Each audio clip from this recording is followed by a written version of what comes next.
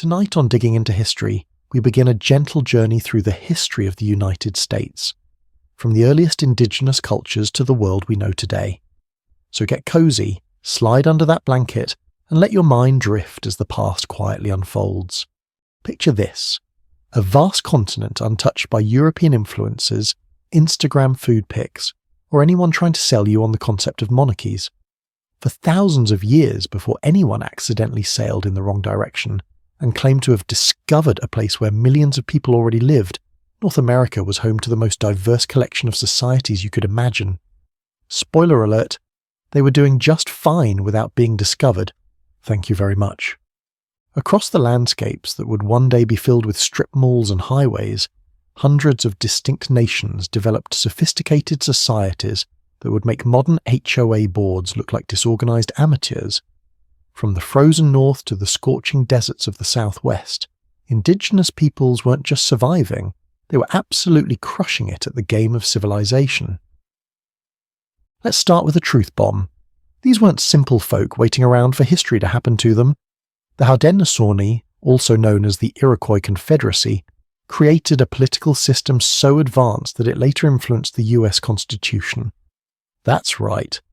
American democracy owes a debt to indigenous political thought, though you'll notice that particular detail often gets conveniently left out of 4th of July speeches. The Haudenosaunee formed a sophisticated alliance of 5, later 6 nations with a constitution called the Great Law of Peace. They had checks and balances before it was cool, and get this, women actually had political power, revolutionary concept apparently. Meanwhile, in what's now the American Southwest, the Pueblo peoples were living their best architectural lives. At Chaco Canyon, they constructed massive planned communities with hundreds of rooms, precise astronomical alignments, and elaborate road systems, all without power tools, cranes, or a single episode of HGTV for inspiration. These weren't just buildings, they were engineering masterpieces that perfectly suited their environment. The ancestral Puebloans managed scarce water resources in the desert with an efficiency that would make modern city planners weep into their urban development plans. Down in the lush Mississippi Valley, complex mound-building societies created enormous earthworks that would have made excellent social media backdrops if such a concept had existed. The city of Cahokia, near present-day St. Louis, was home to around 20,000 people in 1050 CE, making it bigger than London at the time. Yes, an indigenous American city was larger than London. Let that sink in while you reconsider everything you thought you knew about pre-contact America. Cahokia had enormous mounds, plazas, and neighborhoods planned around ceremonial centers. Their trade networks stretched across the continent, which means they had a better supply chain than most of us experienced during the toilet paper shortage of 2020. In the Pacific Northwest, nations like the Haida, Tlingit, and Coast Salish developed complex art forms and sustainable resource management that would make modern environmentalists slow clap in appreciation. These societies harvested the ocean's bounty with such precision that fish populations remained stable for thousands of years, unlike our current situation where we're basically playing ecological Jenga with marine life. They celebrated wealth through potlatch ceremonies, elaborate gift-giving festivals that redistributed resources throughout the community. Imagine if Jeff Bezos threw a party where he gave everyone houses and food instead of launching himself into space, and you've got the basic idea. The Plains nations developed cultures intimately connected with the buffalo, in what was possibly history's most successful sustainable relationship between humans and animals. Before horses arrived, they used sophisticated buffalo jumps and their encyclopedic knowledge of animal behavior to hunt. Nothing went to waste: meat for food, hides for shelter, bones for tools, even buffalo chips for fuel. It was the original zero-waste lifestyle thousands of years before it became a trendy hashtag. In the eastern woodlands, the Three Sisters agricultural system, growing corn, beans and squash together, was an agricultural innovation so perfect it's still taught in sustainable farming courses today. Corn provided stalks for beans to climb, beans fixed nitrogen in the soil, and squash leaves shaded the ground to prevent weeds and retain moisture. Indigenous farmers weren't just growing food, they were ecosystem engineers working with nature instead of bulldozing through it. All across the continent, indigenous knowledge of medicinal plants was so sophisticated that many modern pharmaceuticals are derived from their discoveries. They performed complex surgeries, set broken bones, and used natural antibiotics. If you've ever taken aspirin, you can thank indigenous healers who first discovered the pain-relieving properties of willow bark. Your headache relief is basically cultural appropriation. Languages across indigenous America were wildly diverse and complex. The continent was home to more than 300 distinct languages, many with structural features that European linguists would later find mind-blowing. Navajo is so linguistically complex that it was later used as an unbreakable code during World War II. These weren't primitive communication systems. They were sophisticated linguistic frameworks capable of expressing complex ideas with oral traditions that passed down encyclopedic knowledge through generations. Spiritual traditions varied widely between nations but generally shared a profound respect for the natural world and an understanding of humans as just one part of an interconnected system. Many indigenous religions acknowledged the sacredness of land and resources thousands of years before the first Earth Day. They developed sustainable relationships with environments from Arctic tundra to dense forests to arid deserts, adapting to and thriving in landscapes that European newcomers would later find completely baffling. Indigenous diplomatic systems were equally impressive, with complex networks of alliances, trade relationships, and conflict resolution practices. Many nations had sophisticated legal systems with clear processes for everything from marriage to property disputes. The idea that these were lawless societies before Europeans arrived is about as accurate as claiming TikTok dances are original content. Art flourished everywhere, from the intricate beadwork of Plains nations to the formline designs of Northwest Coast peoples, from Pueblo pottery to Navajo weaving. These weren't just decorative crafts.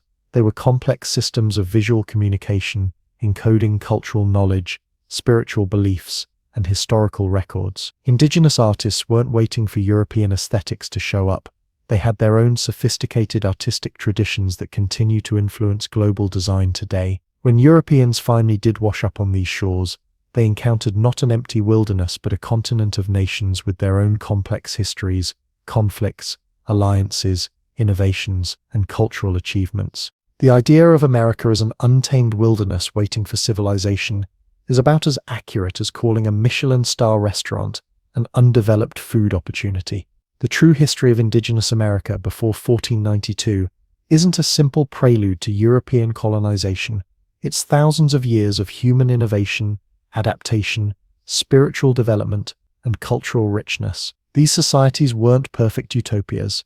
They had conflicts, environmental challenges, and their own internal politics, but they were complete civilizations with their own trajectories. Had history taken a different turn, perhaps the Haudenosaunee political system might have spread across the continent, or Cahokia's urban planning might have evolved into something we can't even imagine. The knowledge systems developed by indigenous peoples over millennia contained solutions to problems we still face today: sustainable resource management, community resilience, and understanding human places within natural systems. As the sun set over the continent on the eve of European contact, indigenous America wasn't waiting for history to begin. History had been unfolding there for thousands of years, complex, sophisticated, and entirely complete on its own terms. The story of America didn't begin with ships appearing on the horizon. It had already been telling itself, in hundreds of languages, across thousands of communities, for longer than many European nations had existed. Imagine being so determined to find a shortcut to your favorite spice store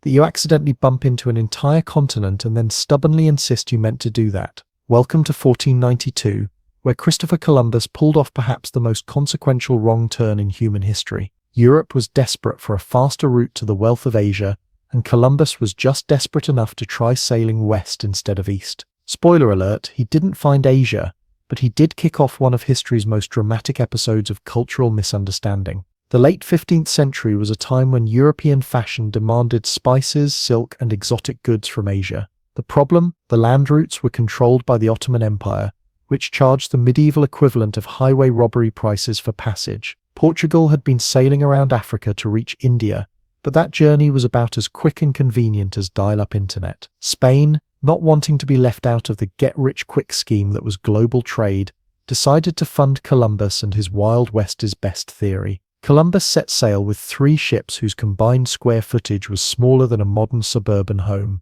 After weeks at sea, his crew was about ready to stage the world's first nautical mutiny when land appeared on the horizon. On October 12, 1492, Columbus stepped ashore on an island in the Bahamas, convinced he had reached the outskirts of Asia. He called the local Taino people Indians, and the name stuck, creating geographical confusion that persists to this day. Imagine being so confidently incorrect that your mistake lasts for centuries. The Taino greeted Columbus with gifts and hospitality, which Columbus interpreted as submission and an invitation to claim their land for Spain. This set the tone for European indigenous relations for the next several centuries.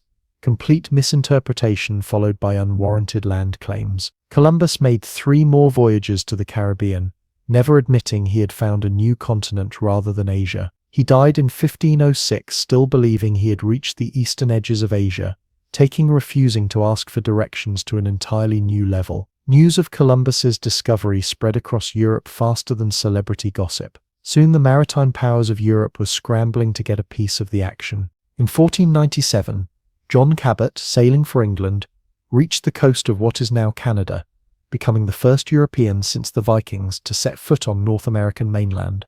The Vikings, who had briefly settled in Newfoundland around 1000 CE, were probably watching from Valhalla thinking, "We told you so." Meanwhile, another Italian navigator, Amerigo Vespucci, was exploring the South American coast. Unlike Columbus, Vespucci actually realized he had found a new continent. His detailed writings impressed European mapmakers so much that they named the new lands America after him. Columbus discovers 4 new lands, and Vespucci gets the naming rights. History can be petty like that. Spain quickly established itself as the dominant power in the newly claimed territories. In 1519, Hernán Cortés marched into the heart of the Aztec Empire with a few hundred men and somehow managed to overthrow Emperor Montezuma. This unlikely victory was aided by indigenous allies who hated Aztec rule, European diseases that devastated native populations, and steel weapons that gave the Spanish a military edge sharper than their actual blades. Cortés claimed the Aztec capital of Tenochtitlan for Spain, renamed it Mexico City, and kicked off the Spanish colonial era in Central America. Francisco Pizarro pulled a similar move in Peru, overthrowing the Inca Empire with an equally small force in the 1530s. The Spanish conquest of these 2 powerful indigenous empires gave Spain access to unprecedented wealth in silver and gold. The Spanish crown basically hit the imperial lottery, and silver from American mines soon flooded European markets. This sudden influx of wealth changed the European economy dramatically, causing inflation that would have made modern economists reach for their anxiety medication. Spain set up a colonial system known as encomienda, where Spanish colonists were granted land and the right to demand labor from indigenous people living there. In theory, the colonists were supposed to protect and Christianize these people. In practice, it was about as protective as putting wolves in charge of sheep welfare. The system led to widespread abuse and contributed to the catastrophic decline in indigenous populations. This population decline was accelerated by the spread of European diseases. Indigenous Americans had no immunity to illnesses like smallpox, measles, and influenza. These diseases raced ahead of European settlement, killing vast numbers of people before they even saw a European face. In some regions, population losses reached 90%. Entire civilizations collapsed, not primarily from military conquest, but from invisible pathogens that rewrote the demographic map of the Americas. While Spain was busy looting gold and silver from the south, France turned its attention northward.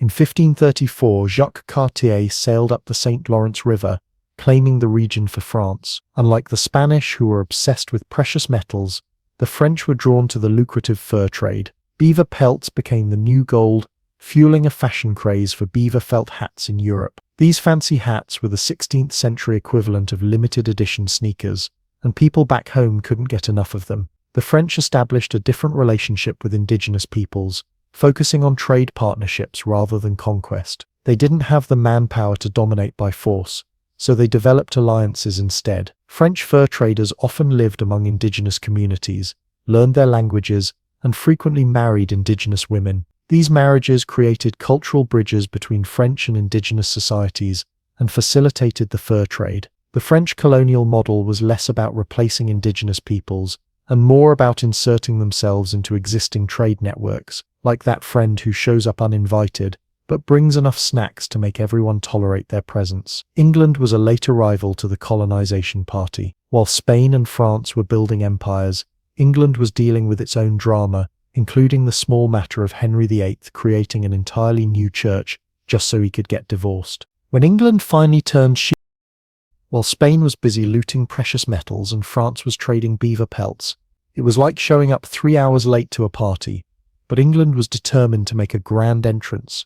The story of English colonization begins with perhaps the most optimistically named settlement in history, Jamestown. In 1607, a group of English investors formed the Virginia Company, a business venture with all the foresight of opening an ice cream shop in the Arctic. Their brilliant plan: send a bunch of gentlemen, goldsmiths and jewelers, people with absolutely zero survival skills, to establish a colony in North America. What could possibly go wrong? These first English settlers landed in Virginia and promptly established Jamestown in quite possibly the worst location they could have chosen, a swampy, malarial lowland with brackish water. Rather than planting crops or building adequate shelter, many of the colonists spent their time searching for gold that wasn't there. Turns out jewelry-making skills aren't particularly useful when you're starving to death. The first few years of Jamestown were like a reality survival show where nobody remembered to pack food. The colony nearly collapsed several times. During the brutal winter of 1609 to 1610, known as the Starving Time, the situation became so desperate that there were reports of cannibalism. Just when the remaining colonists had decided to abandon ship, a supply ship arrived with new settlers and provisions. Talk about dramatic timing.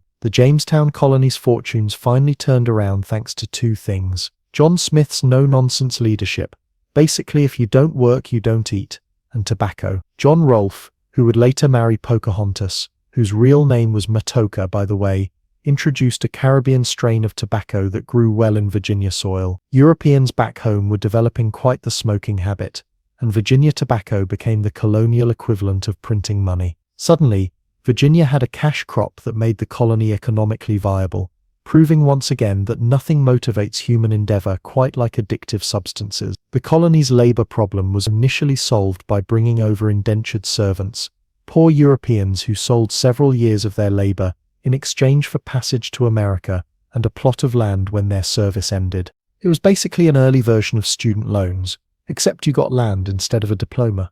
As tobacco plantations expanded, however, colony leaders turned to enslaved Africans for labor. In 1619, the first group of kidnapped Africans arrived in Virginia, marking the beginning of the horrific institution of chattel slavery that would shape American society for centuries to come. Meanwhile, up north, another group of English settlers was establishing a very different kind of colony. In 1620, the Mayflower arrived in Massachusetts carrying 102 passengers, many of them religious separatists we now call pilgrims. These folks had left England because they thought the Church of England wasn't strict enough. That's right. They found 17th century religious practice too lenient. These were people who considered smiling on Sundays a bit too frivolous. The pilgrims initially landed at Cape Cod, realized it wasn't ideal, and then sailed to Plymouth Harbor. Like their Jamestown counterparts, they arrived completely unprepared for winter in New England. Without help from the Wampanoag people, particularly a man named Tisquantum or Squanto, in an incredible twist of fate, already spoke English due to having been kidnapped by Europeans years earlier, the colony would have failed. The famous first Thanksgiving was a harvest feast celebrating their survival, though the warm, fuzzy version we celebrate today bears about as much resemblance to the historical event as a cat meme does to actual feline behavior. In 1630, a much larger wave of Puritans arrived in Massachusetts, establishing the Massachusetts Bay Colony under the leadership of John Winthrop. Unlike the small Plymouth settlement, this was a substantial migration involving nearly 1,000 colonists in its first year alone. Winthrop envisioned their colony as a city upon a hill, a model Christian community that would be an example to the world. No pressure there. The Puritans were big on education and literacy, establishing Harvard College in 1636, just 6 years after arriving to train ministers. They were also big on religious conformity, with dissenters being banished faster than contestants on a reality show. When Anne Hutchinson suggested that individuals could interpret the Bible for themselves without clerical guidance, she was promptly kicked out of Massachusetts for being too radical. Roger Williams, who advocated for separation of church and state and fair treatment of Native Americans, was also shown the colonial door. These religious dissidents went on to found their own colonies. Williams established Rhode Island, which became known for its religious tolerance, the 17th century equivalent of that friend who lets everyone crash at their place. Hutchinson and her followers initially settled in Rhode Island, but eventually moved to New Netherland, later New York. Speaking of New Netherland, the Dutch had established their own colony in the Hudson River Valley. New Amsterdam, located at the southern tip of Manhattan, was a diverse trading post where multiple languages could be heard on the streets. The Dutch purchased Manhattan from the local Lenape people for goods valued at about 60 guilders, often translated as $24 worth of trinkets, which might be history's most infamous real estate deal. In 1664, England seized New Netherland from the Dutch, renamed it New York, and added it to their growing collection of colonies. By the early 18th century, England had established a string of colonies along the Atlantic coast.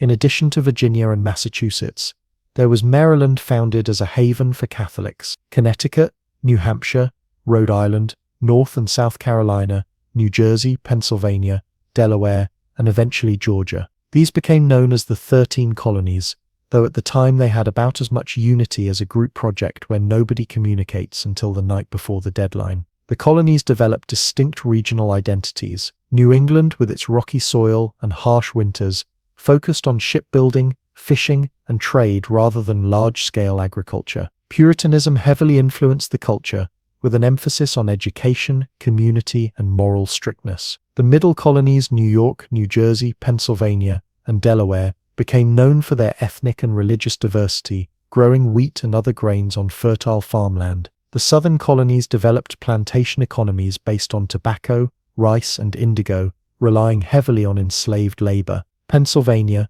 founded by William Penn as a Quaker colony, stood out for its relatively peaceful relations with indigenous peoples and its policy of religious tolerance. Penn actually paid fair prices for land and honored treaties with the Lenape people, a colonial approach so unusual it was practically revolutionary. Philadelphia, Pennsylvania's main city, grew into an important cultural and intellectual center, like the colonial version of a university town where everyone thinks they're smarter than they actually are. As the colonies grew, they developed their own governmental structures. Most had a governor, either appointed by the crown or elected, a council that served as an upper house, and an assembly elected by property-owning white men. Colonial assemblies gradually claimed more power, particularly control over taxation, foreshadowing future tensions with Britain. Local government was often centered around the town meeting in New England or the county in the South, giving colonists experience with self-government and democratic processes, at least for those privileged enough to participate.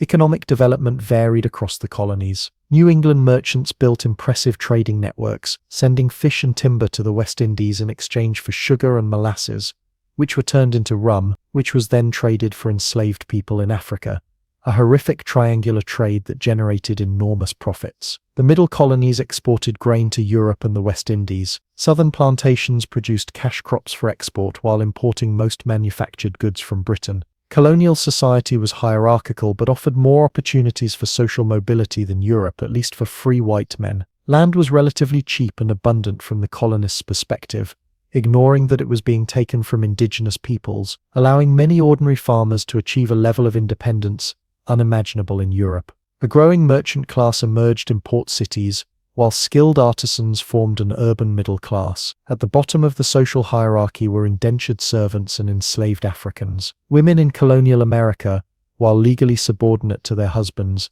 often played essential economic roles. They managed households, produced food and textiles, and sometimes ran businesses when their husbands were away or deceased. Widowhood could ironically bring a measure of independence, as widows could own property and businesses in their own names. Still, women were excluded from formal politics and higher education. It was a society where a woman could churn butter, raise 10 children, and run a farm, but heaven forbid she try to vote. The colonial period also saw the development of distinctive American cultural forms. While colonists imported European traditions, these evolved to fit American conditions. Architecture adapted to local materials and climate. Cuisine incorporated indigenous ingredients like corn and squash. Religious practices, especially during the Great Awakening of the 1730s and 1740s, became more emotional and democratic, challenging established church hierarchies. Education varied widely across the colonies.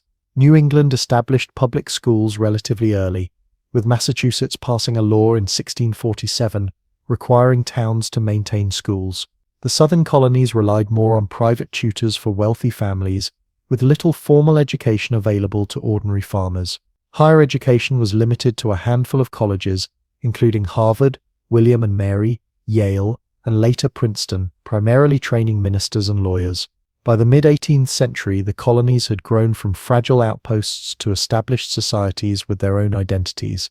The colonial population had reached about 1.5 million, including roughly 300,000 enslaved Africans.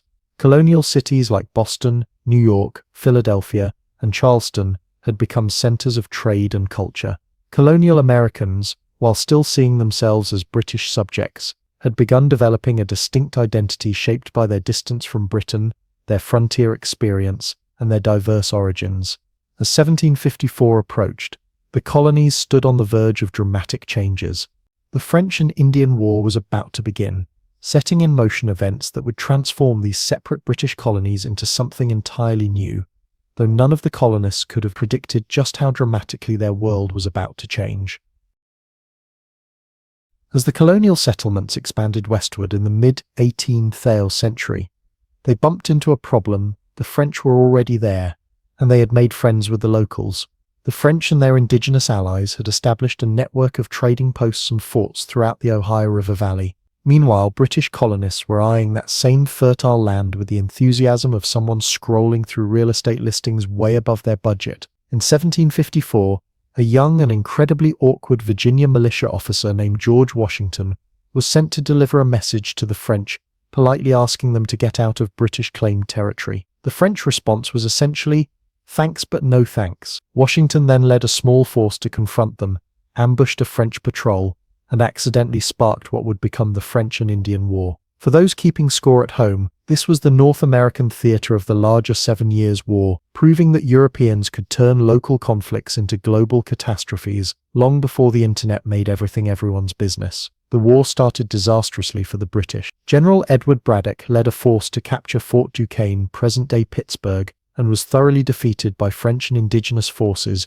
using guerrilla tactics that the British, with their bright red coats and formal battle lines, were completely unprepared for. It's hard to be stealthy when you're dressed like a walking target. The tide turned when William Pitt the Elder took charge of the British war effort. Pitt poured resources into the American conflict, recognizing its global importance. Under his leadership, the British captured the fortress of Louisbourg, Fort Duquesne, and eventually the French stronghold of Quebec in 1759. British General James Wolfe defeated the French commander Montcalm on the Plains of Abraham in a battle where both generals died, which is about as pointlessly symmetrical as military history gets. The war officially ended with the Treaty of Paris in 1763. France ceded nearly all its North American territories to Britain, keeping only a few small islands for fishing rights. Spain, which had entered the war on France's side, gave Florida to Britain but received the Louisiana Territory from France as compensation. Basically, European powers were trading North American real estate, like kids swapping lunch items, without consulting any of the people who actually lived there. The British victory removed the French threat from the colonial frontier, but it created new problems. Britain had doubled its national debt fighting the war, and now had a vastly expanded empire to manage. King George III and his ministers decided that the colonies which had benefited from British protection should help pay these costs. This seemed perfectly reasonable to the British. To the colonists who had grown accustomed to being left alone, it was about as welcome as a surprise audit from the tax office. Before getting into all that taxation drama, there was another major issue to deal with. Indigenous nations, no longer able to play European powers against each other, faced increased pressure from British colonists eager to move west. In 1763, an Ottawa leader named Pontiac orchestrated a coordinated uprising across the Great Lakes region, capturing nearly every British fort west of Niagara. It was one of the most successful indigenous resistance movements in North American history, and it caught the British completely off guard. In response to Pontiac's war, the British issued the Proclamation of 1763, which prohibited colonial settlement west of the Appalachian Mountains. This line was intended to prevent further conflict by creating a buffer zone between colonists and indigenous territories. The colonists, who viewed Western lands as their natural inheritance, saw this as an outrageous restriction on their freedom and opportunities. Imagine telling a bunch of ambitious house flippers they couldn't enter an untapped market, and you'll understand their reaction. The real trouble started when Britain began implementing new taxes and regulations. The Sugar Act of 1764 reduced the tax on molasses but increased enforcement to actually collect it. The Currency Act prohibited colonies from printing their own paper money, creating a shortage of currency. Then came the Stamp Act of 1765, requiring a government stamp on all legal documents, newspapers, and even playing cards. This was the first direct tax on the colonies, and it went down about as well as a surprise vegan menu at a barbecue restaurant. Colonial opposition to the Stamp Act was swift and creative. Lawyers refused to use stamped paper. Newspapers published without stamps. Merchants signed agreements not to import British goods. The Sons of Liberty, a group of artisans and shopkeepers, organized protests and intimidated stamp distributors into resigning. In Boston, they famously hung an effigy of stamp distributor Andrew Oliver from a tree, then demolished a building he owned, and finally surrounded his home until he agreed to resign. Getting the message, Oliver resigned before the act even took effect. More significant than these protests was the formation of the Stamp Act Congress in 1765, where representatives from 9 colonies met in New York to coordinate their response. They issued a declaration asserting that only colonial assemblies had the right to tax the colonists.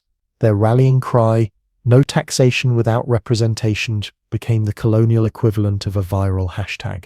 Faced with colonial resistance and a boycott damaging British merchants, Parliament repealed the Stamp Act in 1766.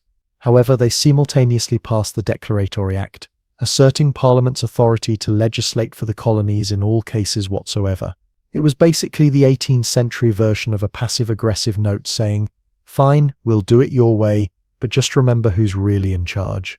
The calm didn't last long. In 1767, Charles Townshend, Chancellor of the Exchequer, introduced a new set of revenue measures known as the Townshend Acts. These placed duties on imported glass, lead, paint, paper, and tea. Townshend cleverly made these external taxes on trade rather than internal taxes like the Stamp Act, thinking the colonists would find this more acceptable. He thought wrong. The colonists again responded with boycotts and protests. Colonial women who managed household purchases played a crucial role in the non-importation movement, making homespun cloth instead of buying British textiles. The Massachusetts Assembly circulated a letter to other colonies urging unified resistance, prompting the British to dissolve the Assembly. When British customs officials in Boston requested military protection, troops were stationed in the city, creating a powder keg of tension. That powder keg exploded on March 5, 1770, in what became known as the Boston Massacre.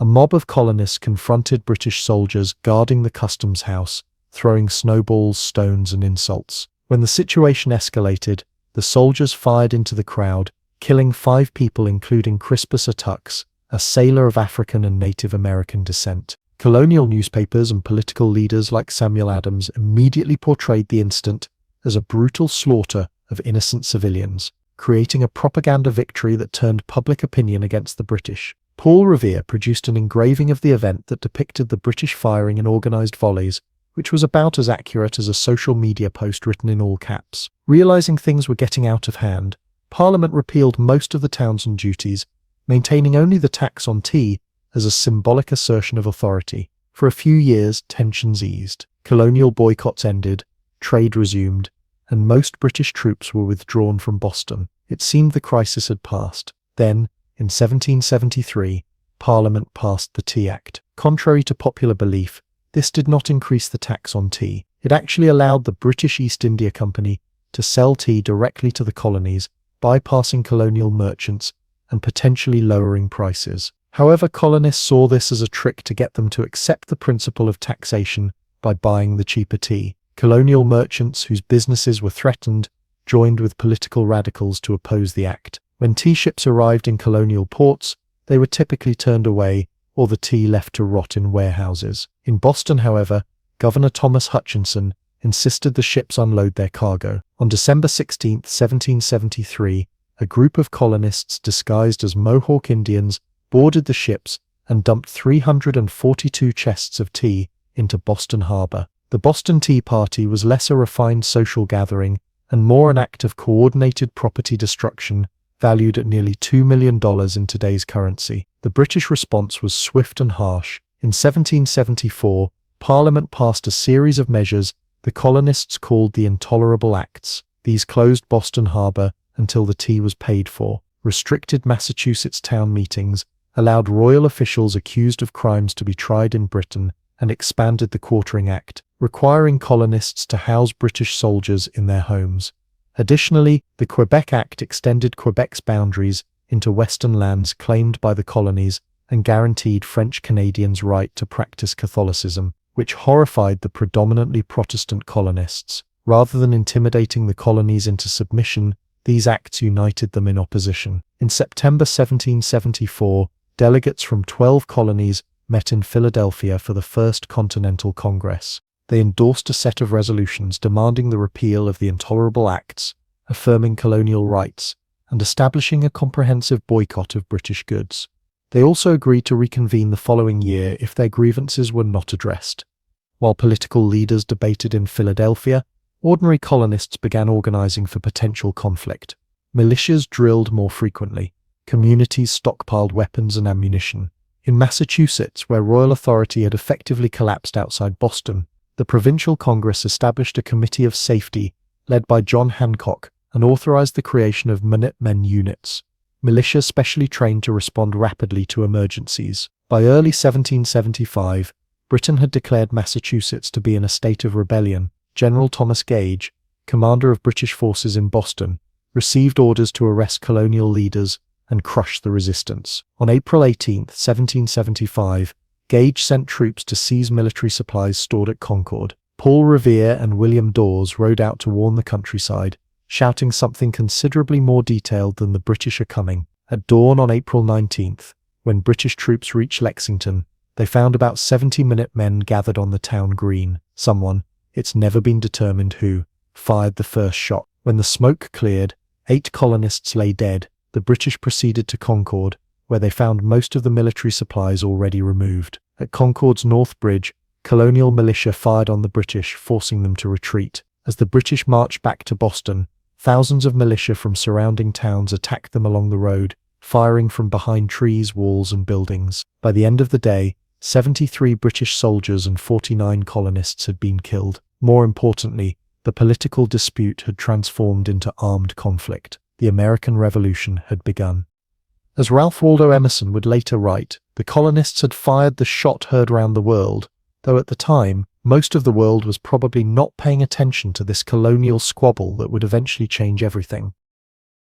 The morning after the battles of Lexington and Concord, thousands of colonial militiamen surrounded Boston, trapping the British Army inside the city, like an awkward houseguest who doesn't know when to leave. What had started as a tense political disagreement had suddenly become a full-blown shooting war. Still, most colonists considered themselves loyal British subjects who just wanted their rights respected. Full independence was about as far from their minds as smartphones and indoor plumbing. In May 1775, the Second Continental Congress convened in Philadelphia, facing a situation that had escalated from strongly worded letters to actual bloodshed. The delegates included familiar faces like John Adams and Benjamin Franklin, along with a Virginia planter named George Washington, who showed up in his militia uniform like he was auditioning for the role of commander.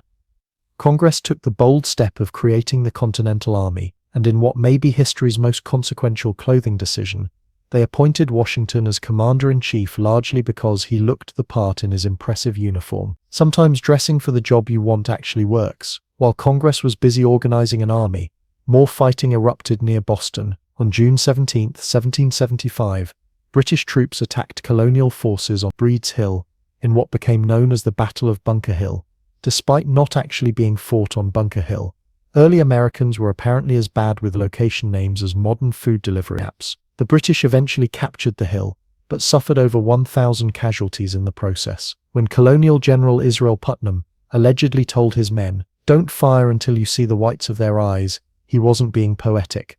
The colonists were so low on ammunition they couldn't afford to waste a single shot. The bloody encounter at Bunker Hill convinced King George III that the colonies were in open rebellion. In August, he issued the Proclamation of Rebellion, officially declaring the colonies outside his protection. The king was essentially telling the colonists, "It's not me, it's you," and breaking up with them on a national scale. Congress still hoped for reconciliation, sending the king the olive branch petition expressing their loyalty while asking him to address their grievances. King George refused to even read it, which is the 18th century equivalent of leaving someone on read. Instead, he hired thousands of German mercenaries, Hessians, to suppress the rebellion. Nothing says, "Let's work things out," quite like hiring foreign soldiers to shoot at your own subjects. By early 1776, the mood in the colonies was shifting. Thomas Paine, a recent English immigrant with a gift for inflammatory prose, published Common Sense, a pamphlet arguing in plain language that independence was the only sensible option. Paine's work sold an estimated 150,000 copies, the 18th century equivalent of going viral. His straightforward style made complex political ideas accessible to ordinary people, and he threw in enough biblical references to make rebellion seem divinely approved. It was like a revolutionary TED Talk in print.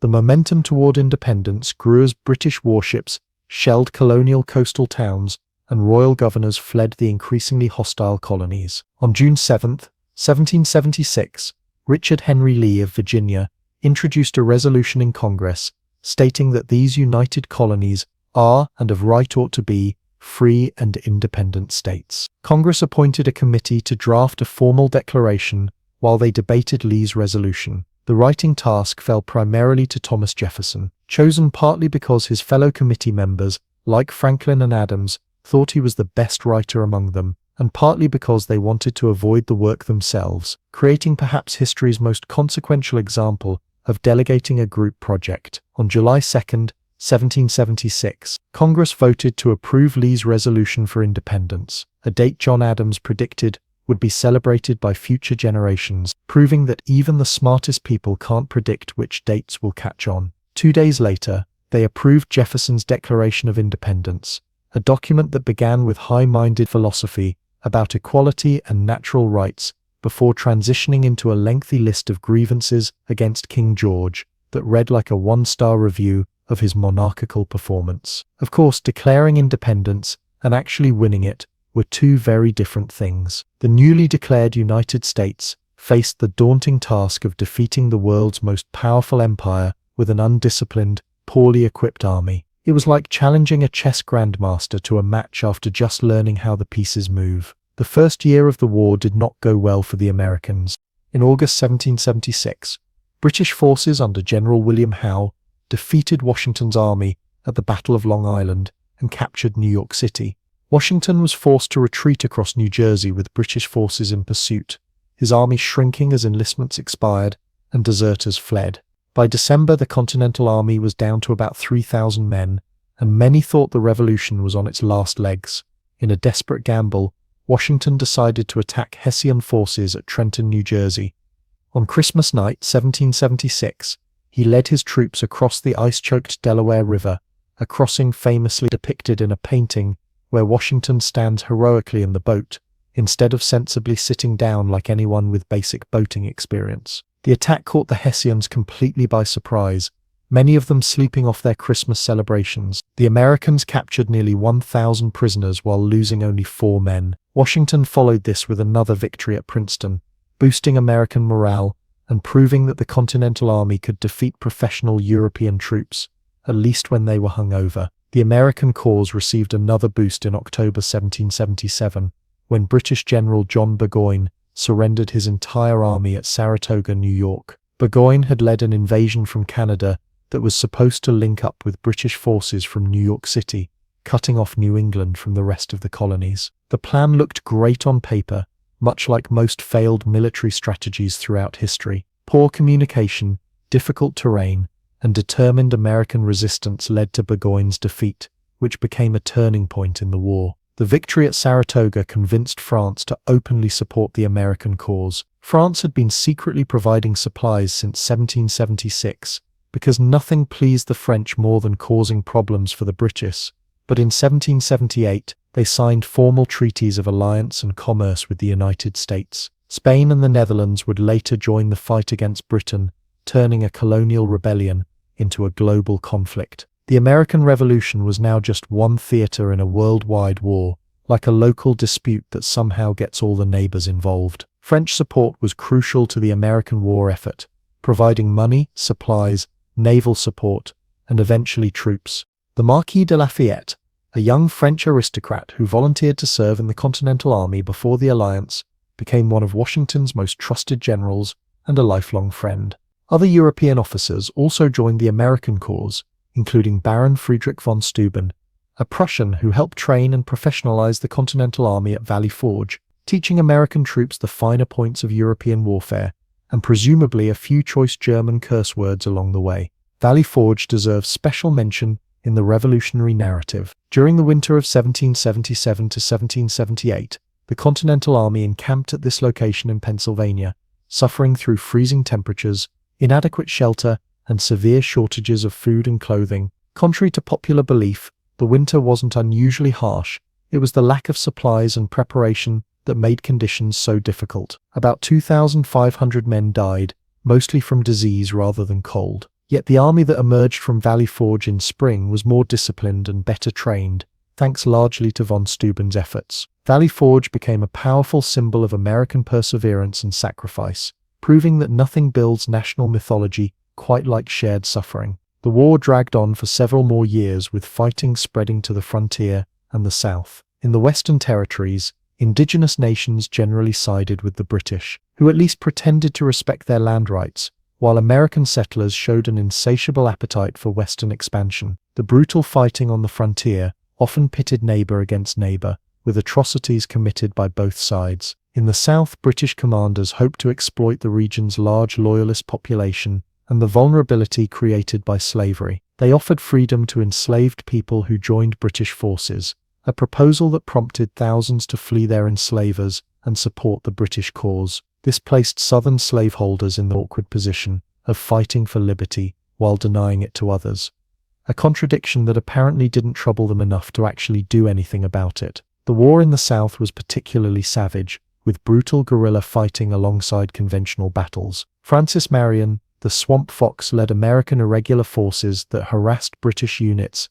and then disappeared into the swamps and forests. British forces under Generals Charles Cornwallis and Banastre Tarleton won several important victories, taking Charleston and Camden in South Carolina and defeating American forces throughout the region. The tide turned when Washington sent General Nathanael Greene to command American forces in the South. Greene employed a strategy of fighting and then retreating, wearing down British forces in a series of battles that, while often technical defeats for the Americans, depleted British strength. Meanwhile, Daniel Morgan delivered a crushing defeat to Tarleton's forces at Cowpens, South Carolina, in January 1781, using a brilliant tactical plan that played to American strengths. The final major campaign of the war began when Cornwallis moved his army to Yorktown, Virginia, establishing a base on the peninsula between the York and James rivers. This might have been a good strategic position if the British controlled the sea, but they didn't count on the French Navy. Admiral François de Grasse sailed his fleet from the Caribbean to the Chesapeake Bay,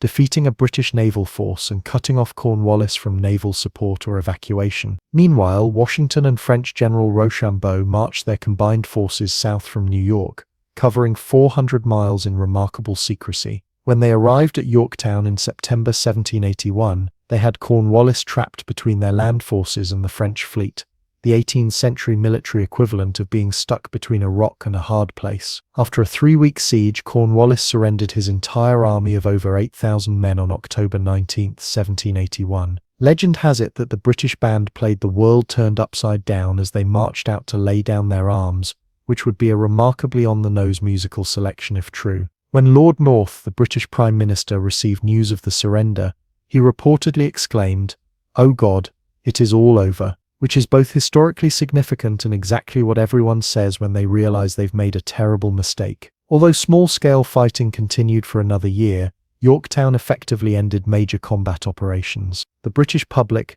tired of the costly war, increasingly opposed continuing the conflict. In March 1782, the British Parliament voted against further offensive operations in America, and peace negotiations began in Paris. The Treaty of Paris, signed on September 3, 1783, officially ended the war. Great Britain recognized American independence and agreed to remove all its troops from American territory. The treaty set the new nation's borders as the Mississippi River to the west, the Great Lakes to the north, and Florida returned to Spain in a separate treaty to the south. Notably, the treaty completely ignored the interests of Britain's indigenous allies, setting the stage for further conflicts as the new United States expanded westward. When British troops evacuated New York City in November 1783, they took with them thousands of loyalists and formerly enslaved people who had supported the British cause. For these individuals, American independence represented not liberty but exile, and for many black loyalists, the potential return to enslavement. They relocated to Canada,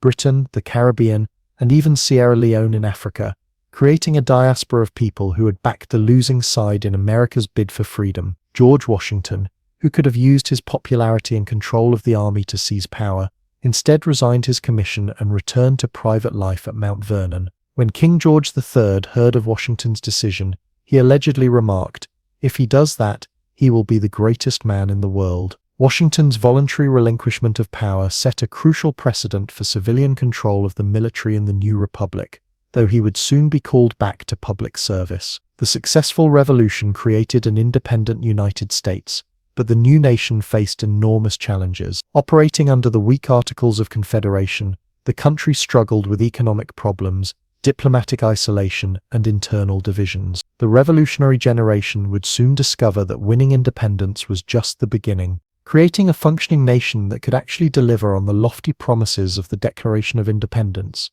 would prove to be an even more difficult task, one that continues to challenge Americans nearly 250 years later. So America had won its independence. Fantastic. Now what? Turns out overthrowing your government is the easy part, compared to the awkward morning after, when you have to create an entirely new one from scratch. The newly independent United States was less a unified nation, and more like a dysfunctional family forced to share a house after the parents left. Each state jealously guarded its independence. The national government had all the authority of a substitute teacher, and the economy was in shambles. But hey, at least they had freedom. The United States was initially governed by the Articles of Confederation, a document that created a national government so weak it makes a wet paper bag look structurally sound. Under the Articles, Congress could request money from the states but couldn't enforce tax collection. It could declare war but couldn't draft soldiers. It could sign treaties but had no power to make states honor them. Essentially, the Articles created a government that could suggest things very strongly but couldn't actually make anyone do anything. It was like creating a parent who could only offer recommendations to their toddlers. This system was intentionally designed to be weak because Americans were traumatized by their experience with King George III and his government. They had developed a case of political PTSD that made them suspicious of centralized authority. Better to have a government that could do almost nothing than one that could potentially become tyrannical, or so the thinking went. The weaknesses of the Articles became painfully obvious almost immediately. With no authority to regulate trade between states, they began imposing tariffs on each other, like petty siblings arguing over allowance money. Each state printed its own currency, creating such a confusing monetary system that commerce became nearly impossible. Foreign nations, seeing America's weakness, ignored their treaty obligations and restricted American trade. Spain closed the Mississippi River to American shipping, while Britain refused to abandon its forts in the Northwest Territory and restricted American access to Caribbean markets. The economy plunged into a post-war depression. Many Americans had gone into debt during the Revolution, borrowing to buy farms or businesses. When economic conditions worsened, creditors demanded repayment in hard currency, which few people possessed. State governments, dominated by wealthy creditors, showed little sympathy for struggling debtors. The courts began seizing property and even imprisoning those who couldn't pay their debts. It was like foreclosing on someone who had just risked their life helping you move. This economic crisis came to a head in Massachusetts in 1786, when farmers led by Revolutionary War veteran Daniel Shays rose up against what they saw as unjust economic policies. Shays and his followers, many of whom had fought for American independence, only to face financial ruin afterward, closed courts to prevent foreclosures and eventually attempted to seize weapons from the Springfield Armory. State militia defeated the rebels, but Shays's rebellion sent shockwaves through the political establishment. If the revolution had been fought for liberty and prosperity, why were American farmers now taking up arms against their own government? It was like hosting a grand opening for your restaurant and having the health inspector shut you down before serving the first meal. The rebellion convinced many American leaders that a stronger central government was necessary to ensure stability and prosperity. In February 1787, Congress called for a convention in Philadelphia to revise the Articles of Confederation. What happened instead was the political equivalent of going to the store for milk and coming home with a completely new house. The Constitutional Convention opened in May 1787 with delegates from all states except Rhode Island, which apparently suspected something was up. Rather than simply revising the articles, the delegates, led by James Madison and other nationalists, quickly decided to create an entirely new government structure. They closed the proceedings to the public and maintained strict secrecy, which was probably wise given they were essentially staging a bloodless coup against the existing government system. The delegates faced numerous challenges in designing the new government. Large states wanted representation based on population, while small states feared being dominated and demanded equal representation for all states. Slave states wanted enslaved people counted for representation purposes, but not for taxation, while northern states wanted the opposite. Commercial states wanted the government to regulate trade, while agricultural states feared such regulations would disadvantage them. It was like trying to get a group of picky eaters to agree on a restaurant, except the restaurant would determine the fundamental structure of the nation for centuries to come. The solutions to these problems emerged through a series of compromises. The Great Compromise, proposed by Connecticut delegate Roger Sherman, created a bicameral legislature with a House of Representatives based on population and a Senate with equal representation for each state. The 3/5 Compromise counted enslaved people as 3/5 of a person for both representation and taxation purposes, a morally repugnant solution that embedded the evil of slavery into the nation's founding document. Other compromises addressed the slave trade, commerce regulation, and the process for selecting a president through the Electoral College. What emerged from these negotiations was a document establishing a much stronger central government with 3 distinct branches: legislative, executive, and judicial. This government would have the power to tax, regulate trade, maintain armed forces, and establish a national currency, all powers lacking under the Articles. At the same time, the Constitution created a system of checks and balances to prevent any branch from becoming too powerful. It was like designing a car with both an accelerator for speed and brakes to prevent crashes. When the convention concluded in September 1787,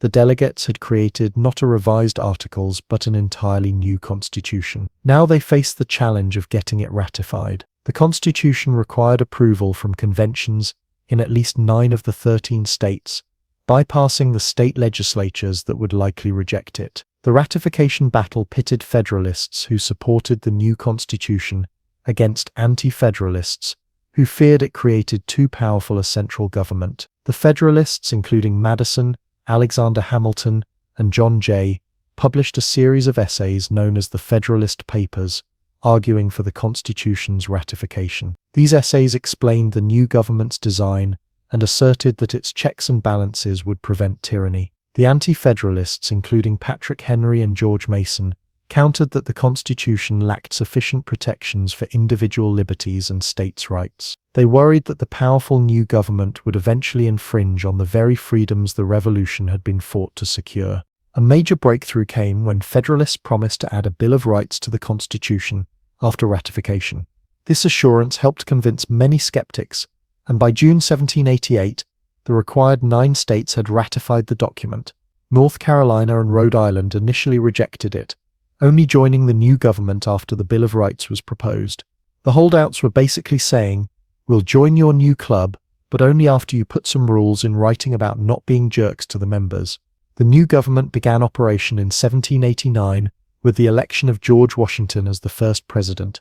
Washington had reluctantly returned to public service after his retirement following the Revolution, but his participation was crucial to establishing the legitimacy of the new government. As commander of the Continental Army and hero of the Revolution, Washington had near universal respect, and many Americans trusted the new system primarily because they trusted him. It was like getting the most popular person in school to endorse your club to ensure everyone would join. Washington established important precedents as president. He appointed a cabinet of advisors, including Thomas Jefferson as Secretary of State and Alexander Hamilton as Secretary of the Treasury. He exercised the veto power sparingly and assumed responsibility for directing foreign affairs. Perhaps most importantly, he voluntarily stepped down after 2 terms, establishing the tradition of peaceful transfer of power that would distinguish American democracy from many contemporary republics. It's hard to overstate how unusual this was.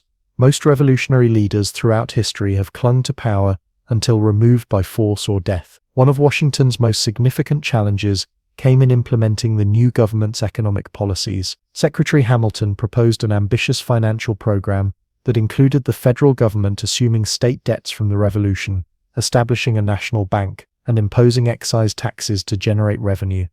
Hamilton believed these measures would strengthen the central government, establish national credit, and promote economic development. Jefferson and Madison strongly opposed Hamilton's program, arguing it exceeded the constitutional powers of the federal government and favored financial speculators over ordinary citizens. This dispute revealed a fundamental division between Hamilton's vision of a strong central government promoting commercial and industrial development, and Jefferson's vision of a predominantly agricultural republic with limited government. Their disagreement formed the basis for the first American political parties, with Hamilton's supporters becoming Federalists and Jefferson's faction evolving into Democratic Republicans. American political polarization was born, proving that arguing about politics is the nation's oldest tradition after eating too much at community gatherings. While these political divisions were developing, the new government faced practical challenges implementing its authority. In 1791,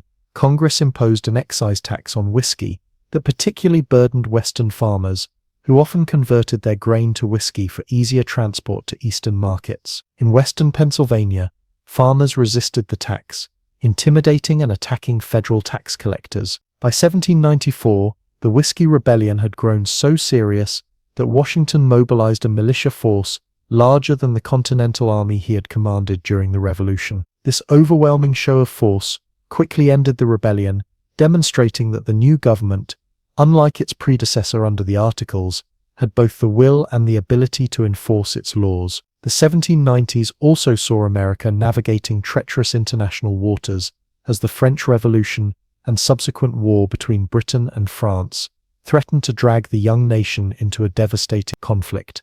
Jefferson and his supporters sympathized with the French revolutionaries, seeing them as extending the principles of the American Revolution. Hamilton and the Federalists preferred closer ties with Britain, America's largest trading partner. Washington declared American neutrality in the conflict, but British naval attacks on American shipping and French efforts to draw the United States into the war created ongoing diplomatic crises. In 1794, John Jay negotiated a treaty with Britain that resolved some outstanding issues from the Revolution and secured British withdrawal from their remaining forts on American territory. However, the treaty failed to address British impressment of American sailors and placed significant restrictions on American trade. Jefferson's supporters were outraged at what they saw as a surrender to British interests and an abandonment of revolutionary France. The controversy over Jay's treaty further polarized American politics along party lines and revealed the challenges of maintaining independence and neutrality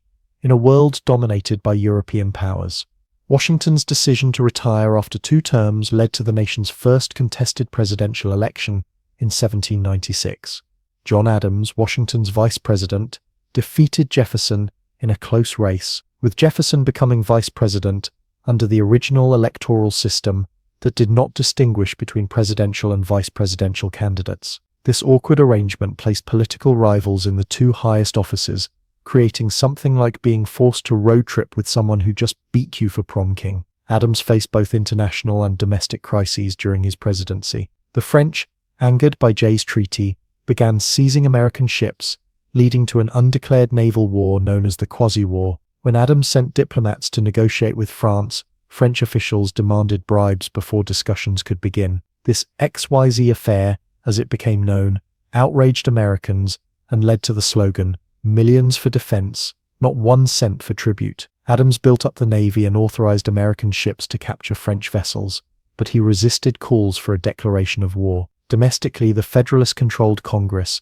passed the Alien and Sedition Acts in 1798, ostensibly to protect national security. These laws made it harder for immigrants to become citizens, allowed the president to deport foreigners deemed dangerous, and criminalized false, scandalous, and malicious statements against the government. In practice, the Sedition Act was used to prosecute Democratic-Republican newspaper editors who criticized Adams and the Federalists, revealing how quickly concerns about national security could threaten fundamental liberties like freedom of the press. Jefferson and Madison responded to these federal laws with the Kentucky and Virginia resolutions, asserting that states could judge the constitutionality of federal laws and potentially nullify those they found unconstitutional. This concept of state nullification would resurface repeatedly in American history, particularly in conflicts over slavery and civil rights. The resolutions established the intellectual groundwork for states' rights doctrines that would shape American federalism for generations, creating the political equivalent of telling your parent,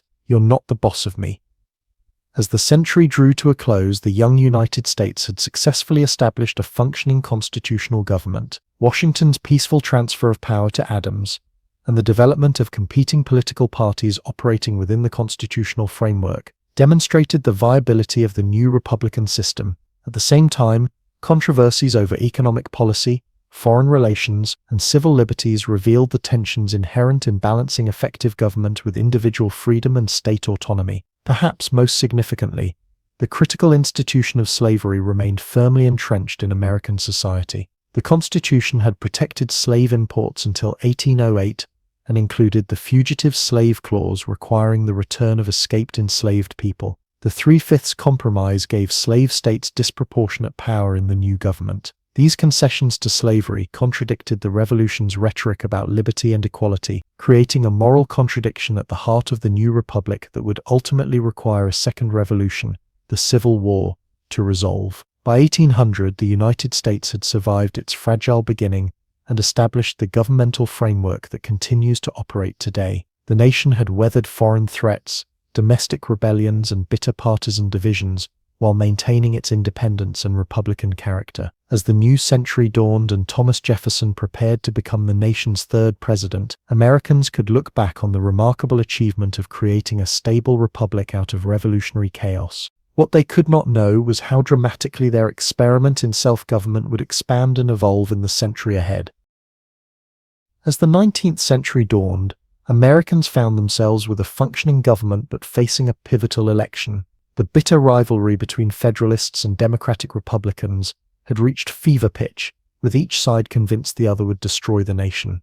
The election of 1800 between John Adams and Thomas Jefferson was less a genteel debate and more like watching two philosophers engage in a mud-wrestling contest. Each side portrayed the other as radicals bent on ruining America. Federalists claimed Jefferson would bring French revolutionary chaos to America, while Jefferson's supporters painted Adams as a would-be monarch, itching to undo the revolution. To everyone's surprise, the real problem wasn't who would win but a technical glitch in the electoral system. Jefferson and his running mate Aaron Burr received the same number of electoral votes, throwing the election to the House of Representatives. After 36 ballots and enough political drama to fuel several seasons of a Netflix series, Jefferson emerged victorious. The peaceful transfer of power from Federalists to Democratic Republicans, what Jefferson called the Revolution of 1,800 inches, proved that the American system could handle partisan transitions without resorting to violence or military coups. It was like successfully passing a driving test on your first try, a promising sign that maybe this whole constitutional republic thing might actually work. Jefferson's presidency began with dramatic changes. He rolled back Federalist programs, reduced the size of government, and eliminated the whiskey tax, allowing Americans to get drunk more affordably. His most significant achievement came in 1803 with the Louisiana Purchase. When Napoleon offered to sell the entire Louisiana Territory for $15 million, about 4 cents per acre, Jefferson jumped at the opportunity despite his strict constructionist views on constitutional powers. Apparently, constitutional principles were flexible when an empire-sized real estate deal was on the table. The purchase doubled the size of the United States overnight and gave Americans control of the Mississippi River, essentially buying a giant chunk of North America for less than the cost of a Manhattan penthouse today. To explore this vast new territory, Jefferson sent Meriwether Lewis and William Clark on their famous expedition. From 1804 to 1806, the Corps of Discovery traveled from St. Louis to the Pacific Ocean and back, mapping the terrain, cataloging plant and animal species, and establishing relations with indigenous nations. Their journey was part scientific mission, part diplomatic venture, and part extreme wilderness reality show, complete with grizzly bear encounters, treacherous mountain crossings, and the constant threat of scurvy. While Lewis and Clark were exploring the West, tensions with Britain were rising again. The British, locked in a global conflict with Napoleon's France, routinely stopped American ships, seized their cargoes, and impressed American sailors into the Royal Navy. Being forced to serve on a British warship was like being kidnapped and forced to work at a particularly dangerous and abusive fast food restaurant, except with flogging. Jefferson responded with the Embargo Act of 1807, prohibiting American ships from engaging in foreign trade. The embargo hurt the British but devastated the American economy, proving that economic sanctions often harm the sanctioner as much as the sanctionee. Jefferson's successor, James Madison, inherited these tensions with Britain. After continued harassment of American shipping and rumors of British incitement of indigenous resistance on the frontier, Congress declared war on Britain in June 1812. The War of 1812 has been called the Second War of Independence, though it might more accurately be described as that awkward conflict nobody remembers correctly. Americans launched an invasion of Canada that failed so spectacularly it makes Fire Festival look well organized. The British blockaded American ports, raided coastal towns, and in August 1814, captured Washington, D.C., and burned most government buildings, including the White House. First Lady Dolly Madison famously saved a portrait of George Washington from the presidential mansion before fleeing, proving that even in the midst of military disaster, Americans prioritized historical memorabilia. Just as the war was going terribly for the United States, unexpected victories turned the tide of public opinion. In September 1814, American forces repelled a British invasion at Baltimore, inspiring Francis Scott Key to write The Star-Spangled Banner, a song so difficult to sing that it continues to humble pop stars at sporting events more than 2 centuries later.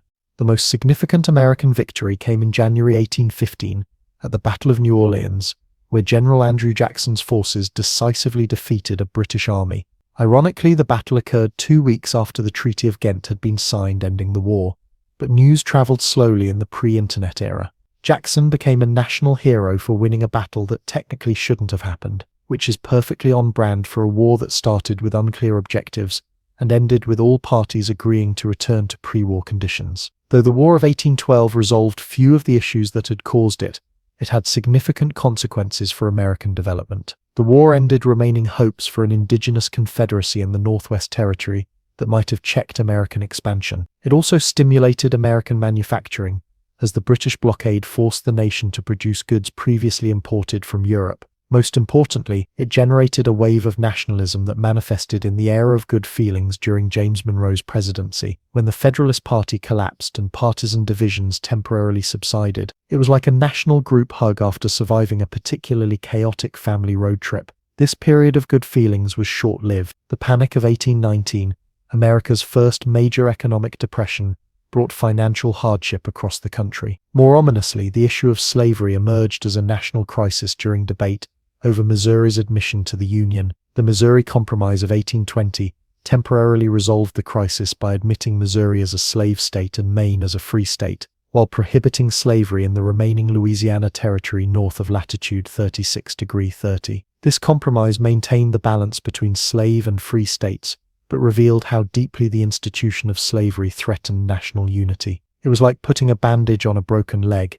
It might hide the problem temporarily, but it doesn't actually fix anything. The 1820s also saw the articulation of the Monroe Doctrine, warning European powers against further colonization in the Americas, and the rise of Andrew Jackson as the champion of the common man against what he portrayed as corrupt elites. Jackson's election in 1828 marked a significant shift in American politics toward greater popular participation, at least for white men, as property requirements for voting were eliminated in most states.